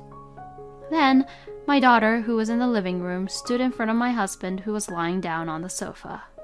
What's the matter, Sarah? My husband looked curiously at his daughter, who suddenly stood in front of him. Sarah looked angry and began to say this. You forgot that yesterday was my mom and your wedding anniversary, didn't you? Wedding anniversary? To what Sarah said, Thomas had finally remembered. Oh, was that yesterday? His reaction seemed to make Sarah even angrier. What the heck, Dad? It was a special day to celebrate the 15th anniversary of you and Mom's wedding. Oh, has it been 15 years already? My husband's very cold attitude made me even angrier. How could you be so calm about it? Normally, shouldn't you feel more sorry about that? When I said that, my husband instantly made a disgusted face and became upset. Huh? Why am I the one being told that from you? I'm tired from working every day. How am I supposed to remember every single anniversary and whatnot? If you wanted me to celebrate so badly, why didn't you tell me earlier? I was just fed up at this situation by this point. My daughter seemed to be even more annoyed by my husband's comment and argued back at him. Normally, you should be the one to also remember better and prepare a surprise or something, right? You know nothing about how women think. Oh my God, shut up. What is up with you two? That's enough. I'm just gonna go to my parents today. Saying that, my husband angrily packed his bags and went back to his parents' house. What is up with Dad? Whenever something happens that I don't agree with him about, he immediately goes to Grandma's place. My daughter seemed to be unable to stop her anger even after my husband left, and she was complaining. I was indeed disappointed by my husband's attitude this time. We did have fights in the past, but honestly speaking, Thomas had never been so unreasonable and annoying like this before. Since then, my husband's attitude at home has become much colder. He doesn't even join in conversations with my daughter, and he often comes home late nowadays. He went back to his parents' house every weekend, and it has become a habit for him to stay over. My husband's attitude is continuing to be like that, and I am gradually growing tired of it. But about 3 months later, for some reason, my daughter started to get along with my husband. Sarah, do you want to go to Grandma's house with me again today? Yes, I want to. Okay then, let's get ready. Sarah began going with my husband to my parents-in-law's house on weekends and began to act like she missed them more than me. My mother-in-law, Lily, had always bullied me once I became Thomas's wife, so at one point, I stopped showing up at Lily's house at all. My daughter didn't really like Lily either, and she was extremely angry with my husband on what happened with the wedding anniversary, so I wondered what was going on with Sarah. Normally, I would be happy to see my husband and daughter getting along, but I felt as if my husband had taken my daughter away from me, and I felt somewhat lonely. My husband and I had almost stopped talking to each other at this point, so the comfort level at home for me depended on my daughter and which side she was on. When my husband is at work, my daughter interacts with me normally, but when he is home, she talks to him all the time. It's not that she treats me badly, so I don't mind, but I can't help but envy my husband. But then, something surprising happened. And that happened one day on a holiday. My husband stayed at his parents' house as usual, and my daughter, unusually, was at home with me. In the midst of all this, my daughter's phone on the table rang. I looked at the screen and saw that it was from my husband. "Sarah, honey, your father's on the phone for you." "I'm putting makeup on right now, so can you put the phone on speaker?" Okay. I did as my daughter Sarah told me to and put the phone on speaker and pressed the call button. When I pressed the call button, I heard my husband's voice over the phone. Hey, Sarah, were you able to sleep well? "Yeah, I was." That's good then. We're about to start a new life, so until then, you're just going to have to hold out for a little while longer. What in the world is my husband Thomas and Sarah talking about? My husband's voice was very gentle, and I got the sense that he trusts and loves Sarah. I had no idea that my husband had been able to build that much good relationship with Sarah. I looked at Sarah while I thought that to myself. Then Sarah put her index finger to her mouth and instructed me to be silent. I did as I was told and kept my mouth shut, and my husband started to say something really unexpected. Because soon that woman is going to get caught for abuse. Excuse me? Abuse? What the hell is Thomas talking about? It also sounded like Lily was talking over the phone to Sarah with a smug smile on her face. "Well, it seems like you're getting to know who you're better off with, Sarah. You better cut off all ties with that useless woman." Then my husband continued to say this. I'm going to make up a story about Kate being abusive, and instead of compensation, I'm going to take that house. And then I'll invite Wendy home, and the four of us can finally live happily ever after. I'm really looking forward to that now. "Yeah, I'm looking forward to it too." My daughter said that and hung up the phone. I was absolutely mortified and froze on the spot. Sarah, what is this all about? What are you all planning against me?" I was really frightened at what I heard and looked at Sarah. But my daughter looked at me right into my eyes in a serious way. "Mom, please don't worry. I have been on your side from the beginning." "Huh?" Sarah then told me about her recent experiences. She said that a few months ago, when she was hanging around in the city with her friends, she saw Thomas and Lily walking around the city with a woman she's never seen before. She then thought something was fishy, but she knew that if she asked Thomas directly about it, he would never talk to her about the truth. So she pretended to be sweet to Thomas as a good daughter, and little by little she played the role of a daughter who loved her father in order to get to know the truth. Thomas was wary at first, but his own daughter suddenly began to be very sweet to him, and he quickly forgave her.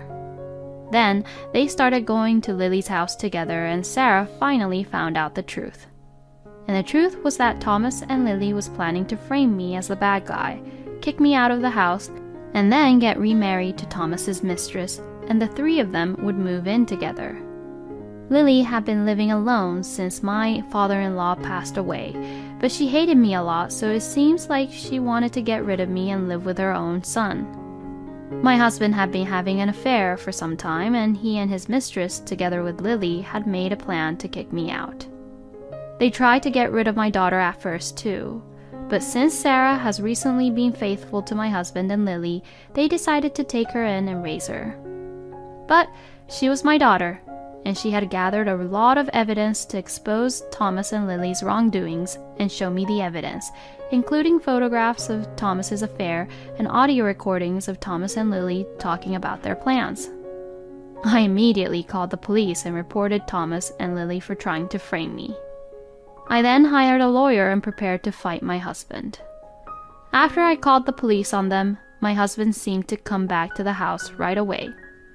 My phone rang a lot, which is probably a proof of Thomas being desperate, trying to talk things out with me. Hey, where the hell are you? Why is the police at my parents' house? How could I possibly tell you where I am when you and your terrible mother had a terrible, horrible plan against me? I hate to break it to you, but Sarah told me everything, you know. Oh, that girl. She betrayed me. Don't blame Sarah or hate her. You and your terrible mother will be punished accordingly. First, I reported you for trying to frame me, and now I'm going to demand a divorce because of your stupid affair, and I will claim for alimony and child support. Oh, no. You've got to be kidding me. You're the one who did this to yourself, you know.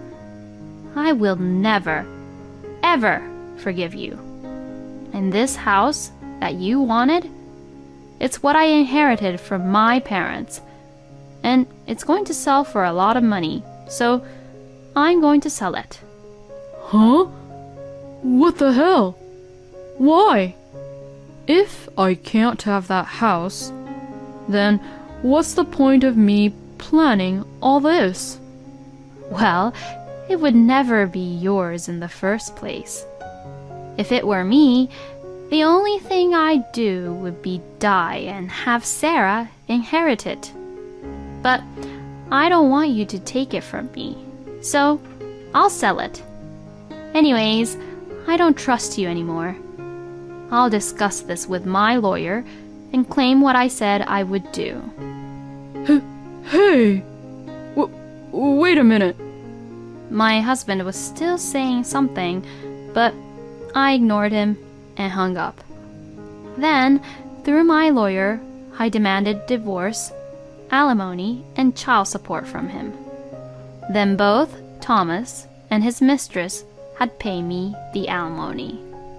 As for the child support, Thomas would pay, but he would pay it in installments. Since then, Thomas was in a huge debt and could not afford the house, so he was dumped by his mistress in the end. Moreover, the mistress was one of his colleagues at the company he worked for, and the mistress reported to the company that she was treated badly just to get back at Thomas. And he became known as the sexual harasser who would also give power harassments, and was then demoted and transferred to a very local branch with very low pay. Lily also seems to be avoided by her neighbors because all the neighbors found out about this incident, and now she's known as a terrible woman who tolerated her son to have an affair and tried to get her grandchild to go along with a horrible plan of framing me to be abusive when they were the ones being abusive. As for me, I purchased a new house and started living with my daughter. I can only thank my daughter for protecting me and being on my side this whole time. I will continue to live happily with my daughter while supporting each other as a team. Thomas and Lily are truly horrible people, but Sarah was truly intelligent for doing so. I hope that Kate would live a happy life together with Sarah from now on. Thank you for watching until the end. Please subscribe to our channel. We hope to see you in our next video. My mill doesn't serve me dinner at a birthday party, calls me a demon, and tries to splash me with holy water. I'm the only one who doesn't get a cake at the birthday dinner. You are a demon, not my family. You're a malevolent entity that needs to be driven out of the house immediately. We should throw holy water at her and recite St. Michael's prayer. Let's drive the demon disguised as a daughter-in-law and bring peace into our home. What the? Wait a minute. You've got to be kidding me. My mother-in-law grabs the bottle of holy water with great enthusiasm and turns to face me. Her eyes are blazing, and it's as if she's possessed by a demon. I'm sure she's unaware of her own ugliness. Sean, Jason, Help me. The cry for help is ignored. The father-in-law and my husband silently clutch the rosary. Oh no, do you all hate me that much? I've endured the daily bullying of my mother-in-law and have done my best with the housework. Today is September 29th, so it's a perfect opportunity to do this. You should be thankful that I let a demon live among us for a little while. She raises her arm in the air, and I squeeze my eyes shut involuntarily. Hey, what are you guys doing? I open my eyes slightly to see the cause of her panic. I see everyone's looking at her, and the story goes back some time ago. I don't mean to brag, but my husband Jason and I are so in love with each other. He's a gentleman, although he's a little too serious. He understands that I tend to get absorbed in my work and takes very good care of me. He's a really good companion. We got married a few years ago and finally bought a house at the end of last year. It's a bit of a headache though when I think about the mortgage, but I'm happy because I felt like we have really become a family. My relationship with my father-in-law Sean is excellent.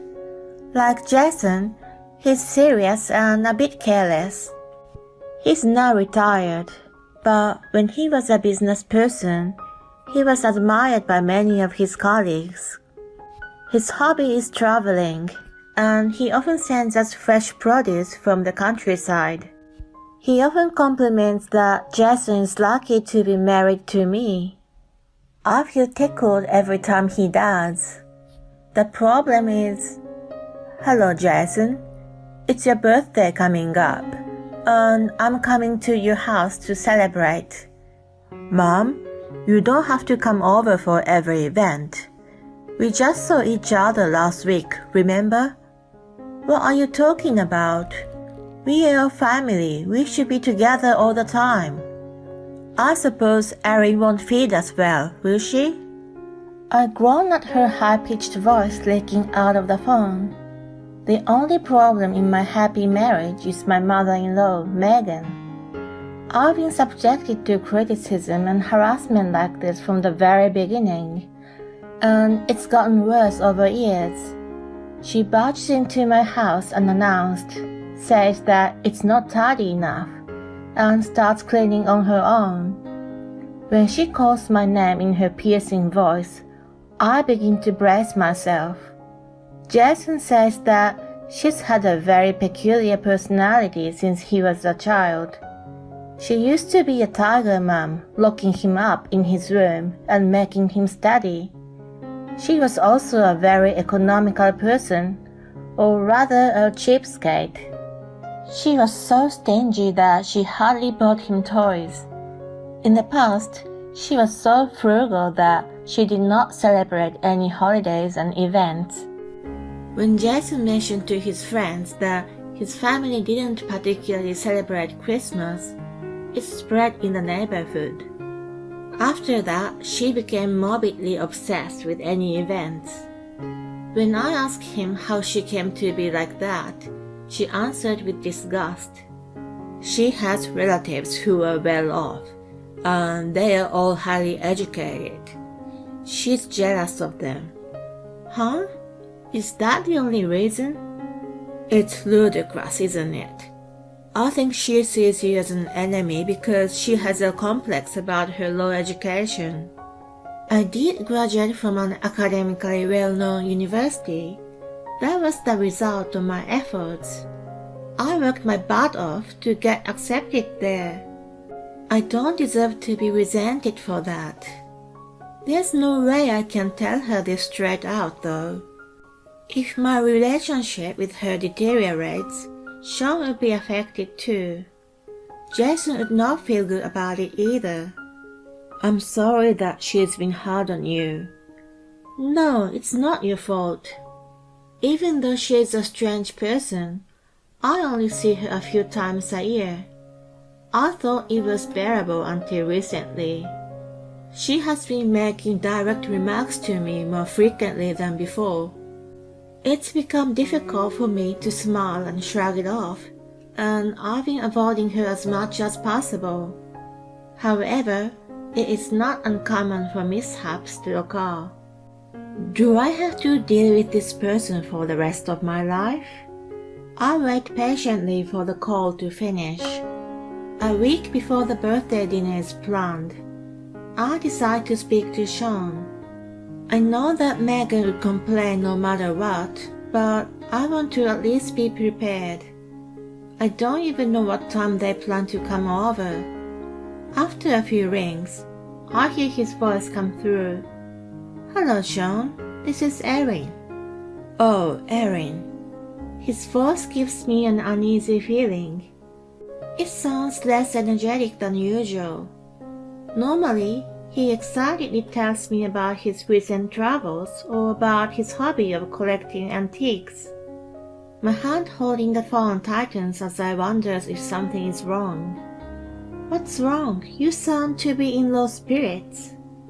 Well, you know. He says that some of the antiques in his collection have gone missing. It's only recently that the numbers start decreasing. Some of them he has treasured for decades are gone. Thinking it might be a thief, he consulted Megan, but she brushed him off as his imagination and didn't take him seriously. He explained sorrowfully that his memory has deteriorated since his retirement, and he isn't confident to report to the police. I'm sorry, this has nothing to do with you. Don't be, thank you for confiding in me. No matter how much his memory is failing, I don't believe that he would misunderstand such an important thing. There must be something going on. I get a hunch, so I tell Jason about it as soon as he gets home. After listening to my full story, he gasps, remembering something. Come to think of it, my mom's been sending me pictures of designer brand bags these days. When I dropped her off at the doctor's office the other day, she was wearing 2 fancy-looking shoes for the occasion. She said her friend gave them to her, but... He stops changing from his suit and looks up at the ceiling thinking about something.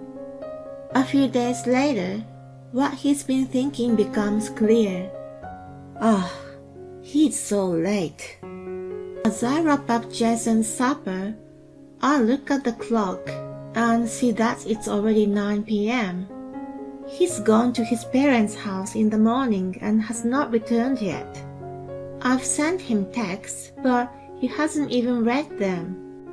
I'm worried that something's wrong, so I'm about to call him. Then I hear the front door open. I rush to the front and find an exhausted-looking Jason standing there. He says he hasn't had dinner, so I reheat the food and put it on the table for him. After taking a bite, he finally looks relaxed. I'm sorry, I hadn't been able to call you. That's fine, but what happened? It's probably Mom who stole Dad's antiques. No way, how can that be? I have proof. She was out with friends, so I snooped around today. He shows me the screen of his phone.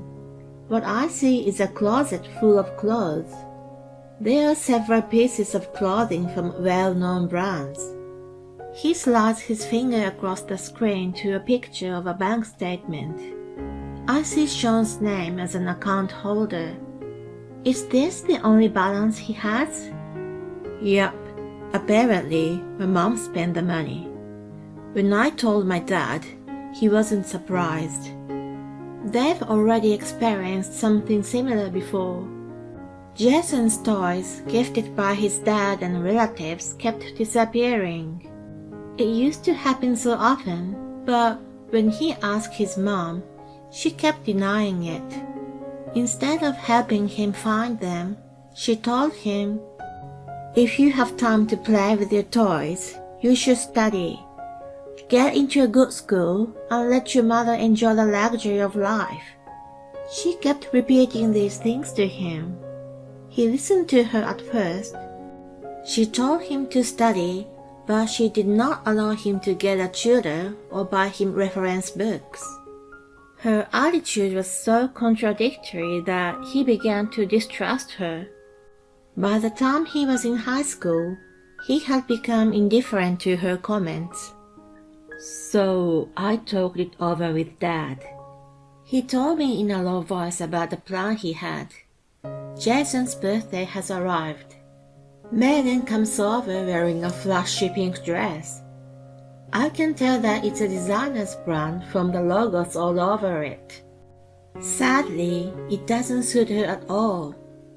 I look away in shame, but she doesn't notice at all and comes into the house as if it was her own. Sean apologetically glances at me. She mentioned that she would bring the food for us today, so I prepared only the bare minimum, some snacks and drinks. She begins putting out the items she bought one after another as soon as she enters the living room. They all seem to come from the gourmet deli, and the salads and hors d'oeuvres look all very fancy. It only makes me feel disgusted after hearing Jason's story. I can't help but think that her dress and all of these foods are bought with Sean's money. When the table is about to be filled with a lot of food, she excitedly sets a box of cakes. Jason is puzzled when he sees it. What? Only 3 pieces? Well, I don't eat a lot of sweets. Erin, can you cut them into small pieces? Sure.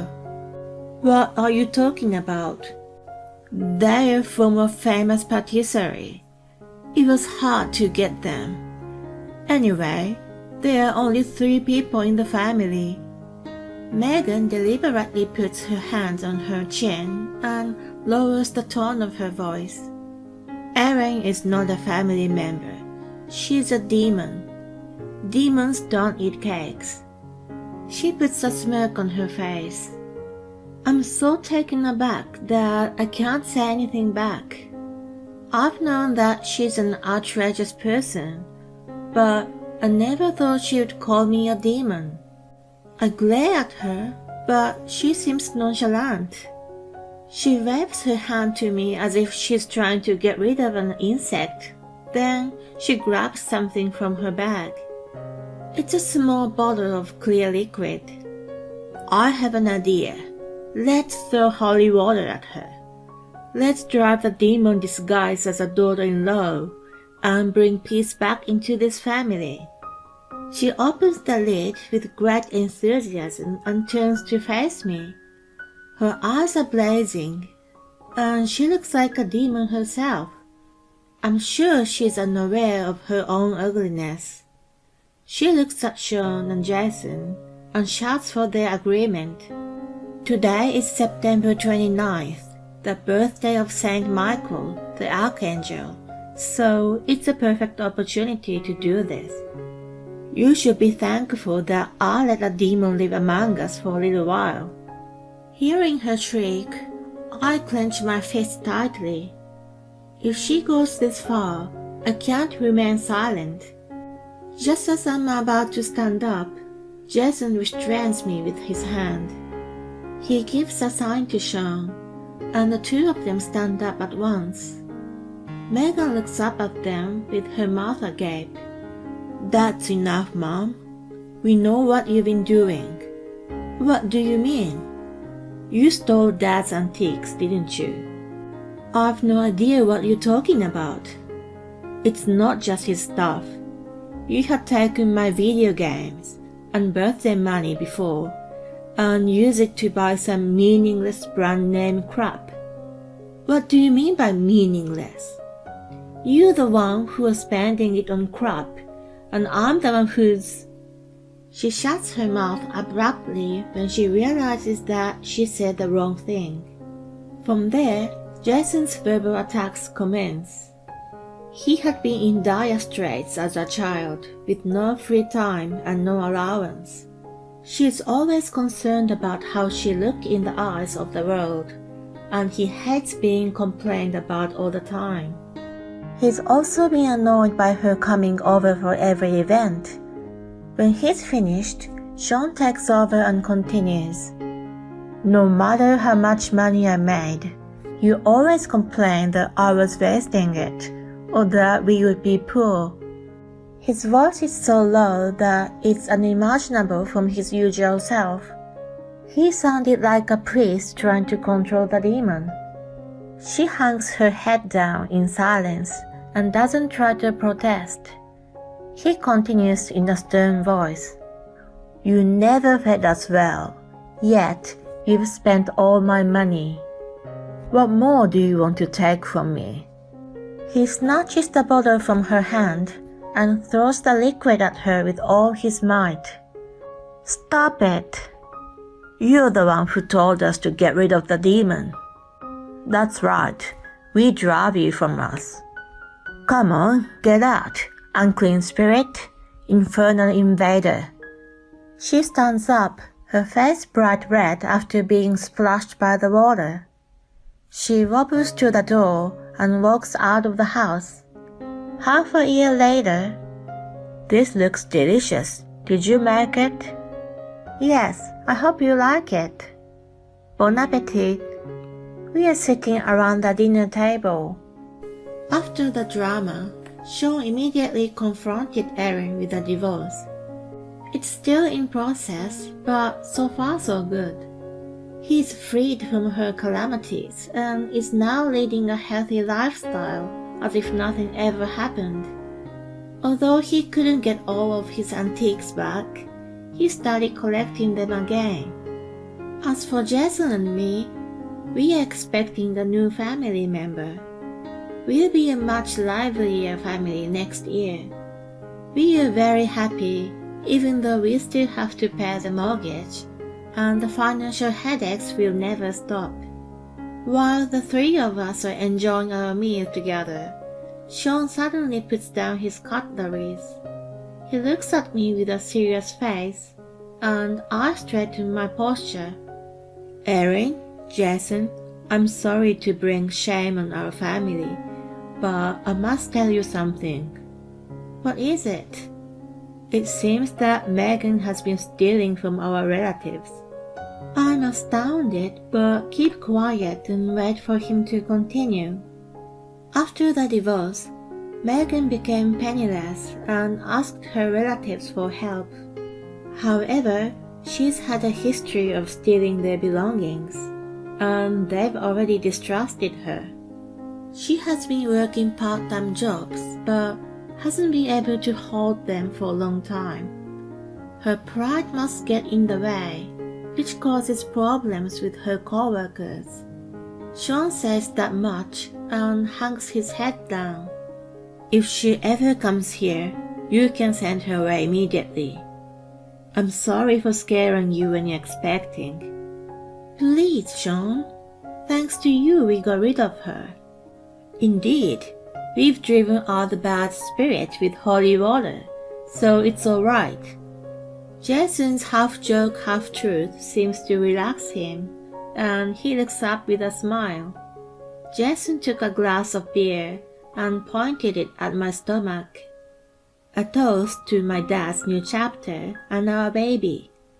Cheers. Thank you, Jason and Erin. No brand-name clothes and no delicacies from Gourmet Deli. Still, our table is filled with a lot of blessings. When my water broke, my husband and mother-in-law ignored me. They ended up. Well, I think it takes at least another 10 hours. The baby won't be coming until noon. Don't be easy on yourself. You're my housekeeper. Quit being lazy and get the food ready. My mother-in-law's abusive words and the pain of labor made me fall to my knees. My name is Julia. I am 32 years old. My husband Timothy is 35 years old. We were married in a typical same workplace marriage. I am currently a housewife on maternity leave. I got pregnant a year after we got married. At that time, we had just built the home of our dreams. Every time I inhale, I was excited by the smell of the spicy fresh wood. I was filled with the joy of waiting for my baby in this house. However, it was in this place that an unbelievable drama unfolded. On the day we moved into our newly completed home, my in-laws came to visit to help. They certainly helped a little, but my mother-in-law took advantage of me and demanded a duplicate key for the house. What? Why would I give my mother-in-law a key to my house? When I tried to refuse, my husband said to me, "Oh, Mom, don't worry. I got to buy food now. And I go make a duplicate key on the way back." "What? What an absurd husband. Sure, he's the son of that mother. Or am I the one who has some kind of crazy sense of values?" I looked at my husband in confusion, and he said, "I want my house to be lively. Don't you agree? I want this place to be where people gather. You are also pregnant, and you need some support, don't you?" I was stunned and dumbfounded by his words. My bad premonition came true. My mother-in-law comes to our house every morning at 9 a.m. exactly. And she brings her laundry to my house and said, "Whether you do laundry for 2 or 4, the work is the same, right?" And then she hands me a bucket full of laundry with a mean grin on her face. And while I am doing the laundry, she said, "Is breakfast ready yet?" I asked my mother-in-law with suppressed irritation. "Didn't you eat at home?" "No. I only made my husband eat. He has to be up early in the morning for work. But I have time, so I decided to have my morning meal here." "Huh? What do you mean, morning meal?" "My husband usually has coffee and toast for breakfast. I just have a bite of some of his leftovers and that's it. But since my mother-in-law comes over, I have to add salad and soup to the menu. My mother-in-law calls it a special morning meal, and she always demands it on weekdays morning. And my mother-in-law eats lunch at our house too. When it comes to dinner, she says that infamous line again. Whether you're cooking for 2 or 4, the work is the same. Just more ingredients."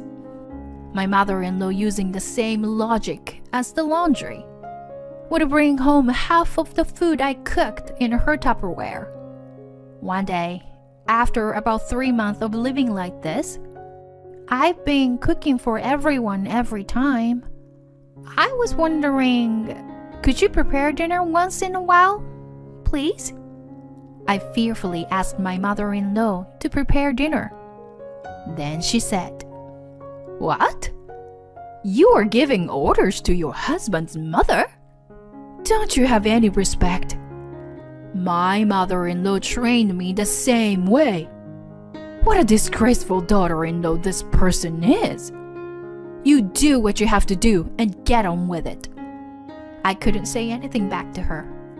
Come to think of it, my mother-in-law never called me anything but you or this person. I was vaguely thinking about that while I was listening to her reprimanding me. "Hey, Timothy, about your mother?" I was fed up with my mother-in-law's behavior, so I tried to talk to my husband about it. But he would not listen to me at all. "Just listen to my mom. You'll be fine. I mean, it's common sense to obey your parents." So I continued to live in this unfair situation until the last month of labor. Then one day, I finally went into labor. The contraction started in the middle of the night, and came at the regular intervals. Of course, I couldn't do housework at the time.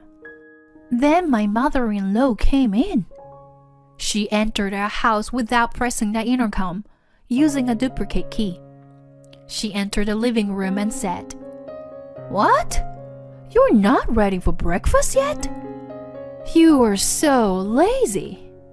Now, hurry up."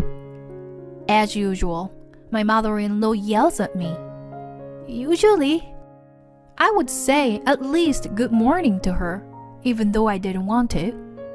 But at that time, my contraction got so intense that even my mother-in-law's yell could be heard in the distance. Waves of pain came on and off without pause. Sweat keeps dripping on the floor. Please, take me to the hospital. My voice trailed off with the waves of contractions. Well, I think it will take at least another 10 hours. The baby won't be coming until noon. Don't be easy on yourself. You are my housekeeper. Get the breakfast ready. Now. I gasped in pain, unable to respond to my mother-in-law's angry voice. Timothy, help me.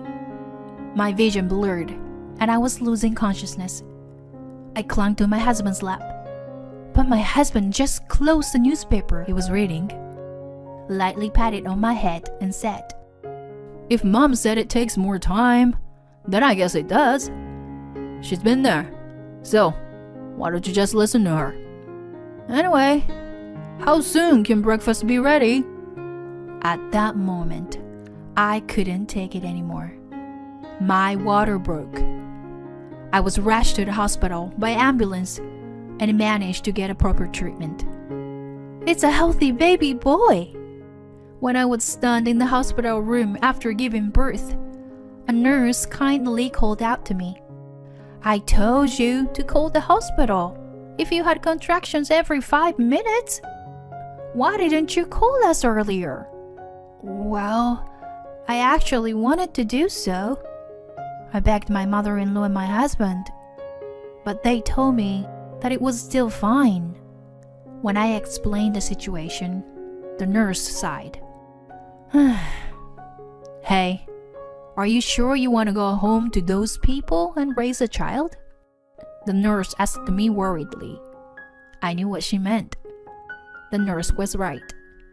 Even after the baby is born, will I still be called you or this person and be treated like a housekeeper? Would I be able to raise this baby in that house? Such anxiety must have shown my face. You are going to be a mother now. Protecting yourself means protecting your child. Take care of yourself for the sake of your child, okay? The nurse comforted me. Protect myself for the sake of my child. The nurse smiled and patted me on the back. A mother needs to have a healthy body and mind, you know? For the sake of my child, I will be strong. I must be strong. I am determined. As I looked at my baby's tiny hands, I clasped my trembling palms. A few days later, I took the baby and went back home. There, same as always, was my mother-in-law ready to torment me. "Well, the housekeeper is back." She grinned at me as soon as I entered the house. But I had made up my mind to do something completely different. I slammed my hospital bag on the floor with a sound. I took a deep breath and said in a loud voice that echoed throughout the living room, "I am not your housekeeper." Huh? I guess she had no idea of my yell.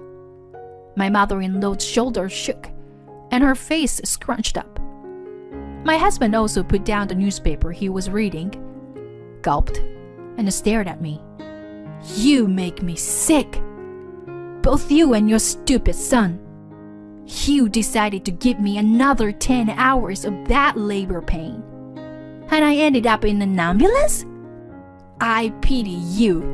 that you don't have a shred of common sense or humanity. I was surprised to hear my voice come out like that. Silence ruled the living room. I would not be silenced anymore. I would not be dictated to.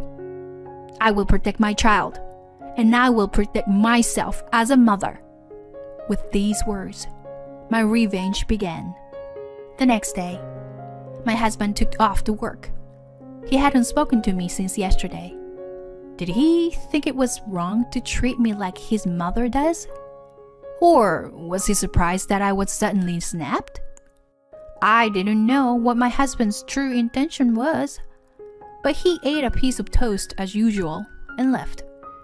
After he left for work, I had an hour before my mother-in-law came. In the meantime, I called the locksmith. I called them to change the lock of the front door, of course. So my mother-in-law wouldn't enter with the old key. At 9 a.m., as expected, I heard a rattling sound try to open the front door. The doorbell also rang repeatedly. I can hear she keeps banging the door roughly too. Hey, Hugh! Why the door wouldn't open? I heard my mother-in-law yelling. This is enough. Quit jogging around. Hey, you hear me? Without hesitation, I called 911. Yes, trespassing. A police car came right away with sirens. Soon, my mother-in-law's yelling had stopped, and they were asking her about what was going on. The police officer asked me as well, so I said I had no idea. After a while, the police took my mother-in-law away. I went back to the living room and enjoyed my tea. The baby cried, so I fed him. The baby's skin was squishy and cute. I couldn't stand it. If my mother-in-law soiled this precious new baby. After 8 p.m., I heard the sound of somebody trying to open the front door again. The doorbell rings again and again.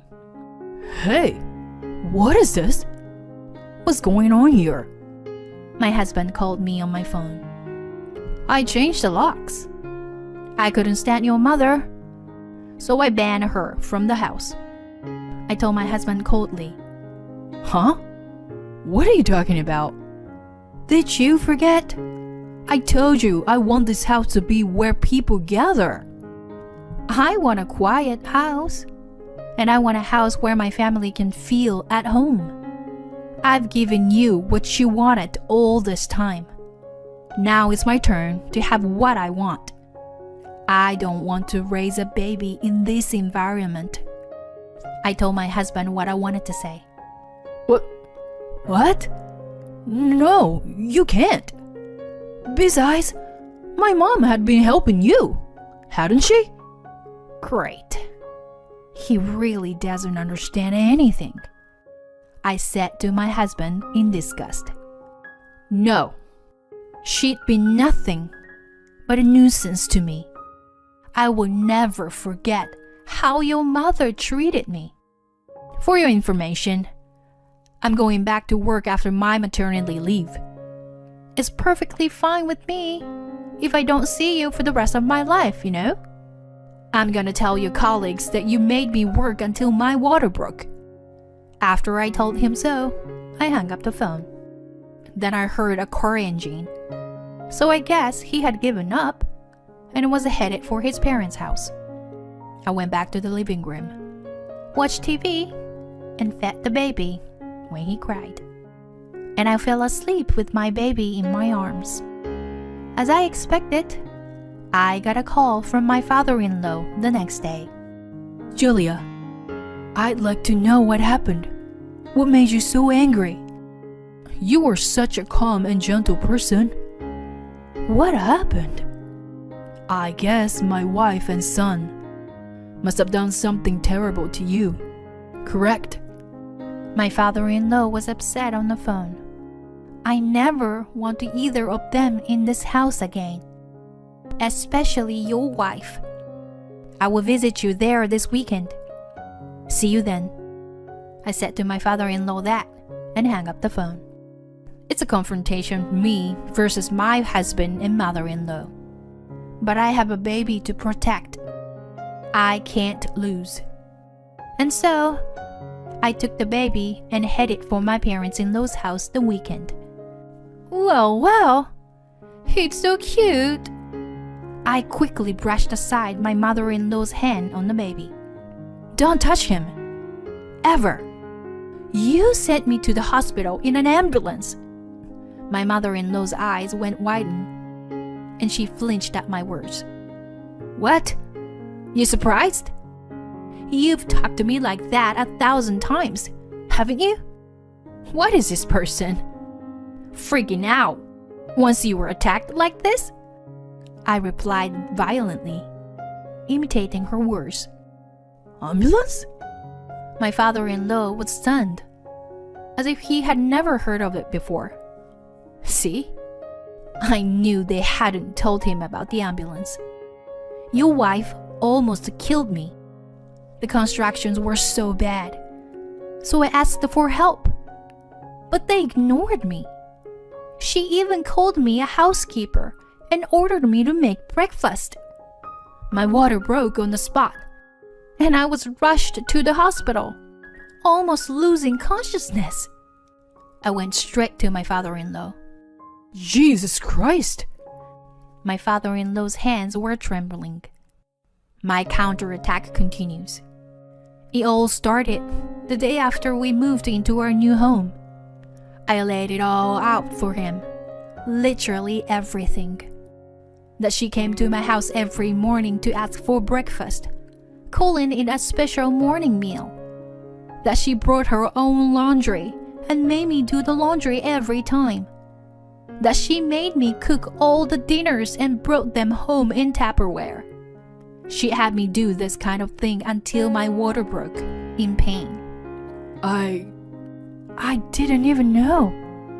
I was at work early in the morning, and I had no idea. My father-in-law's shoulders slumped in disappointment. But I once had a suspicion that I was eating the food you made. My father-in-law said in a voice that sounded as if he was trying to be squeezed out of him. For 40 years of marriage, I've been eating my wife's food. I knew that the taste would suddenly change. But when she said she'd changed her cooking, I believed her. The worst thing that can happen to a married couple is a lie. Julia, I'm sorry.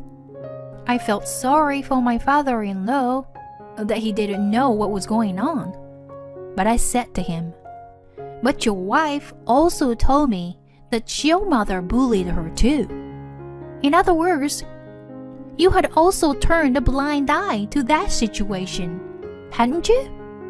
That your wife was being bullied by your mother, just like me? I accused my father-in-law. My father-in-law must have been astonished by what I said.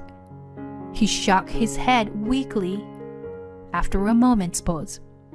My mother was already in heaven when we got married. It was my turn to be surprised. What?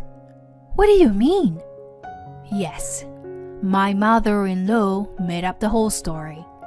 Does that mean that you were deceived by your wife and I was sacrificed? Is that correct?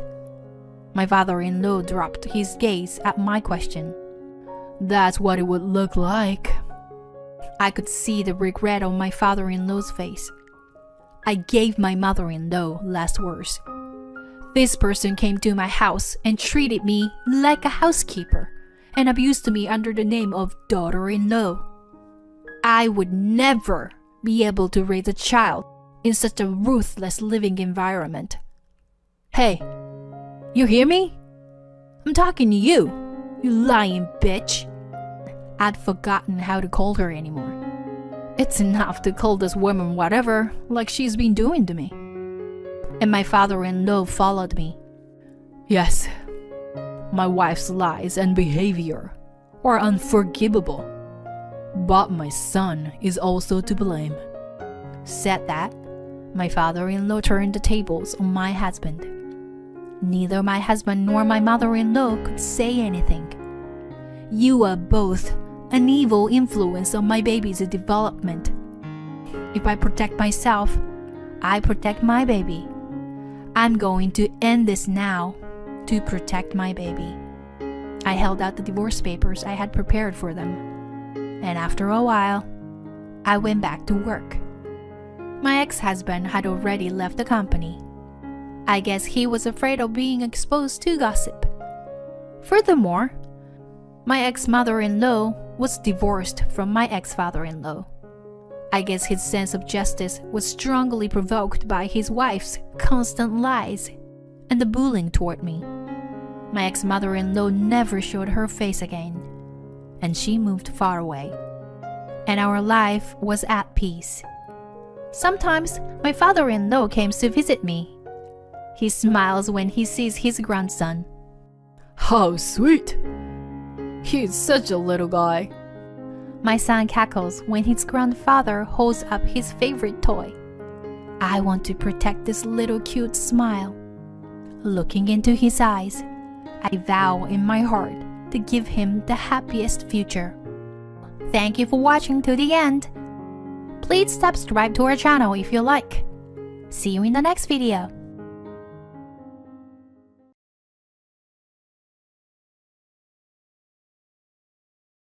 Wait, what do you mean? Well, since you're the main breadwinner in this family, you should be the one to pay for the house renovation. You can't say no to this. You're my wife. A wife should listen to everything her husband and in-laws say. The in-laws and husband smirk at this. They lack common sense, but in a way, that's better for me.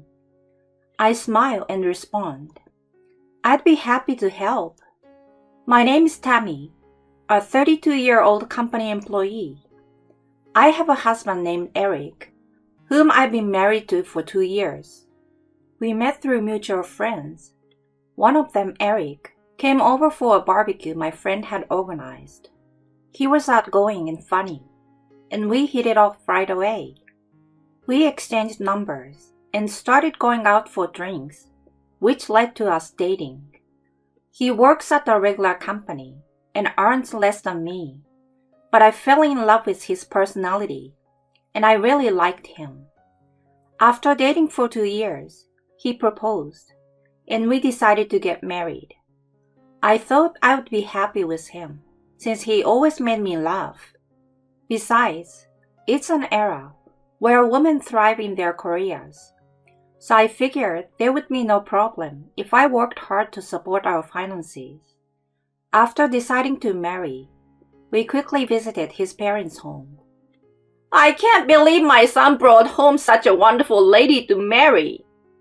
She's beautiful and has a lovely smile. I'm envious.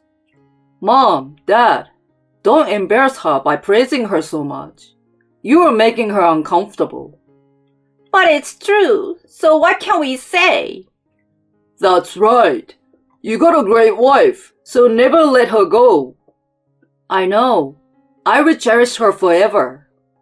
I felt so happy and a bit shy with their conversation. It made sense that such a great guy like him had wonderful parents.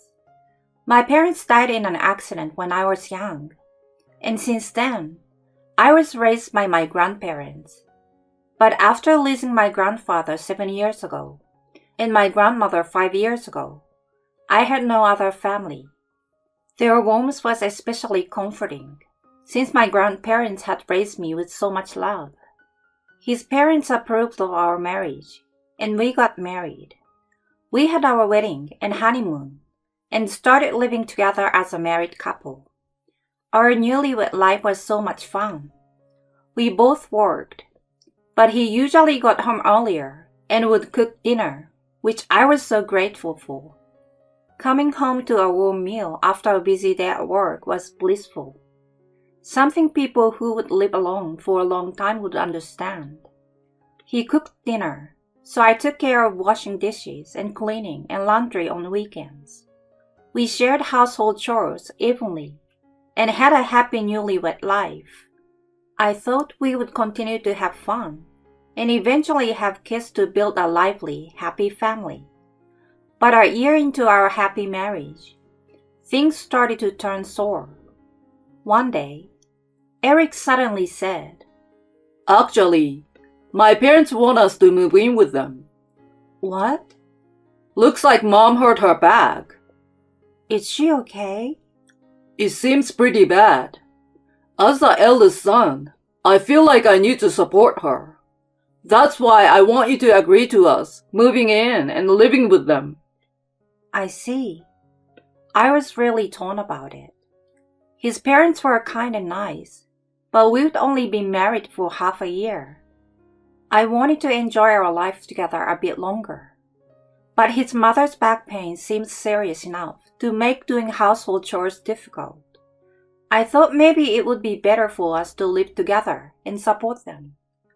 After a week of thinking, I agreed to it. Eric was very happy when I said yes, and when we called his parents, I could hear their joy over the phone. I felt good knowing they were also pleased with my decision. So we ended our lease on our apartment and moved in with his parents. "I am so glad you came, Tammy." Thank you for agreeing to live with us. They welcomed me with smiles. "I'm looking forward to living with you all." I greeted them with a smile. And that evening, we celebrated with delivery sushi and drinks.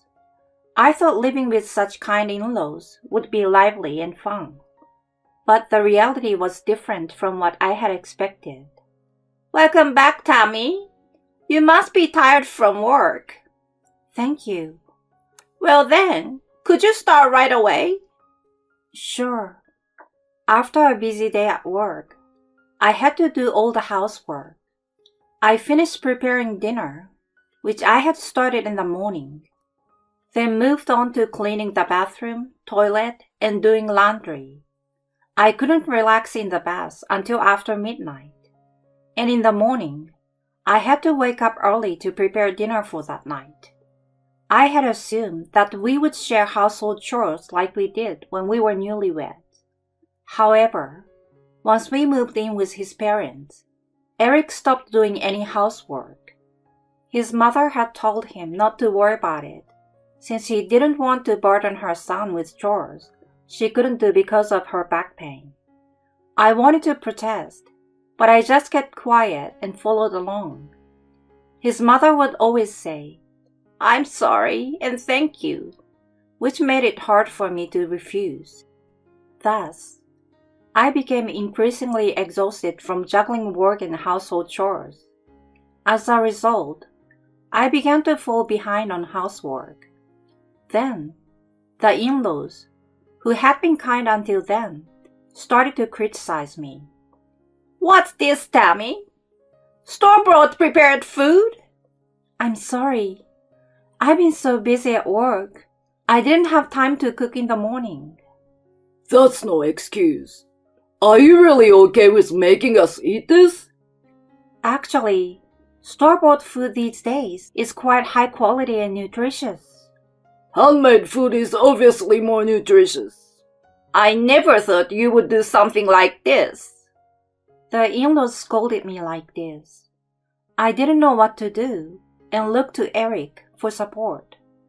But he stayed silent. I had hoped that at least my husband would be on my side. It was tough enough physically, but now it was becoming mentally challenging as well. They started to blame me for everything, making the house feel uncomfortable. Realizing the situation couldn't continue like this, I decided to talk to Eric. That's when he shocked me with his response. It's your fault for not being a good wife. You need to meet my parents' expectations. Otherwise, there's no point in living together. I was so angry. I couldn't help but talk back. Hold on. I work more than you, and yet I'm expected to do all the housework. You are usually home before me. You should be doing it. But instead, you push everything onto me, and then blame me when it's not done perfectly. That's not fair. When I said this, his eyes widened in anger. What the heck, Tammy? Are you defying me, your husband? It's unbelievable that you're blaming me when you're the one who is inadequate. I was shocked, because this was the first time I had seen my unusually gentle and kind husband yell like that. Not knowing what else to do, I just apologized, saying, "I'm sorry." From that point on, both my husband and in-laws started to hurl harsh words at me. I gradually began to think I was truly a terrible person, and that I should obediently follow what the in-laws said, since they were right. Then one day, I got a message from an old friend, someone I was close with in high school. She suggested we meet up after a long time, so I agreed, feeling nostalgic. We decided to meet at a cafe on our day off. Seeing me after a long time, she asked, "What's wrong with you?" When I asked, "What do you mean?" she replied, "You look really terrible." I was confused until she asked if it was work or my husband that was troubling me. At that time, I was almost brainwashed into thinking there was no problem at all. Not at all, nothing's tough. Work is as busy as ever with lots of overtime, but it's fulfilling. At home, my in-laws are guiding me since I am a failure. My friend was speechless when I said that. "Tammy, that's what you call mistreatment and emotional abuse." "No way. I'm just not good enough, so they're being strict with love. You're exaggerating." "Please, Tammy, wake up. You're like brainwashed." "What are you talking about? Brainwashed? Seriously, this is wrong. I will help with anything, but you need to cut ties with that family as soon as possible." Her eyes were dead serious. Then, something inside me began to stir again. Something was wrong with my current situation. Those people were wrong. Such thoughts started to come to my mind. After parting with my friend, I went straight home, but I was met with this: "You are late. Prioritizing friends over us is unacceptable." "I'm sorry. I will start cooking dinner right away." I suddenly felt irritated. I quickly made dinner and served it at the table. What? Fish today? I was in the mood for meat. "Yes, I wanted meat too. You really don't understand, do you?" Can't be helped. She's a failure. They all laughed at this. I wondered why I had to put up with this from these people. If they have complaints, they should cook themselves. These thoughts suddenly came to my mind, along with a feeling of anger. What's happening to me? I thought they were right, but now, after dinner and washing the dishes, they called me to the living room to talk. "What did you want to talk to me about?" Then, with a happy smile, my husband said, We are thinking of rebuilding this house. "Rebuild the house?" As I was surprised, my mother-in-law spoke up. "This house is getting pretty old, you know, so we are thinking of rebuilding it." I naively thought it was a good idea and said, "That sounds like a great idea." "Right? I knew you would say that. So you will be paying for the reconstruction." "Wait, what do you mean?" "Well, since you're the main breadwinner in this family, you should pay for the house renovation." She said it matter-of-factly. Then, my husband chimed in. You can't say no to this. You're my wife. A wife should listen to everything her husband and in-laws say. They all smirked at that. "But I don't have that kind of money." Then my husband said something shocking. What are you talking about? You have the inheritance from your grandparents. "What?" You should use that money for us. You get to contribute to the family you married into. We'll get a nice, comfortable house. It's a win-win situation. At that moment, something snapped inside me, and I fully came to my senses. They had been planning to use me from the start. There is no way I'd give them the money my loving grandparents left me. I had been brainwashed and exploited up until now, and it was time for revenge. Their lack of common sense was actually a blessing in disguise. I smiled and said, I'd be happy to help.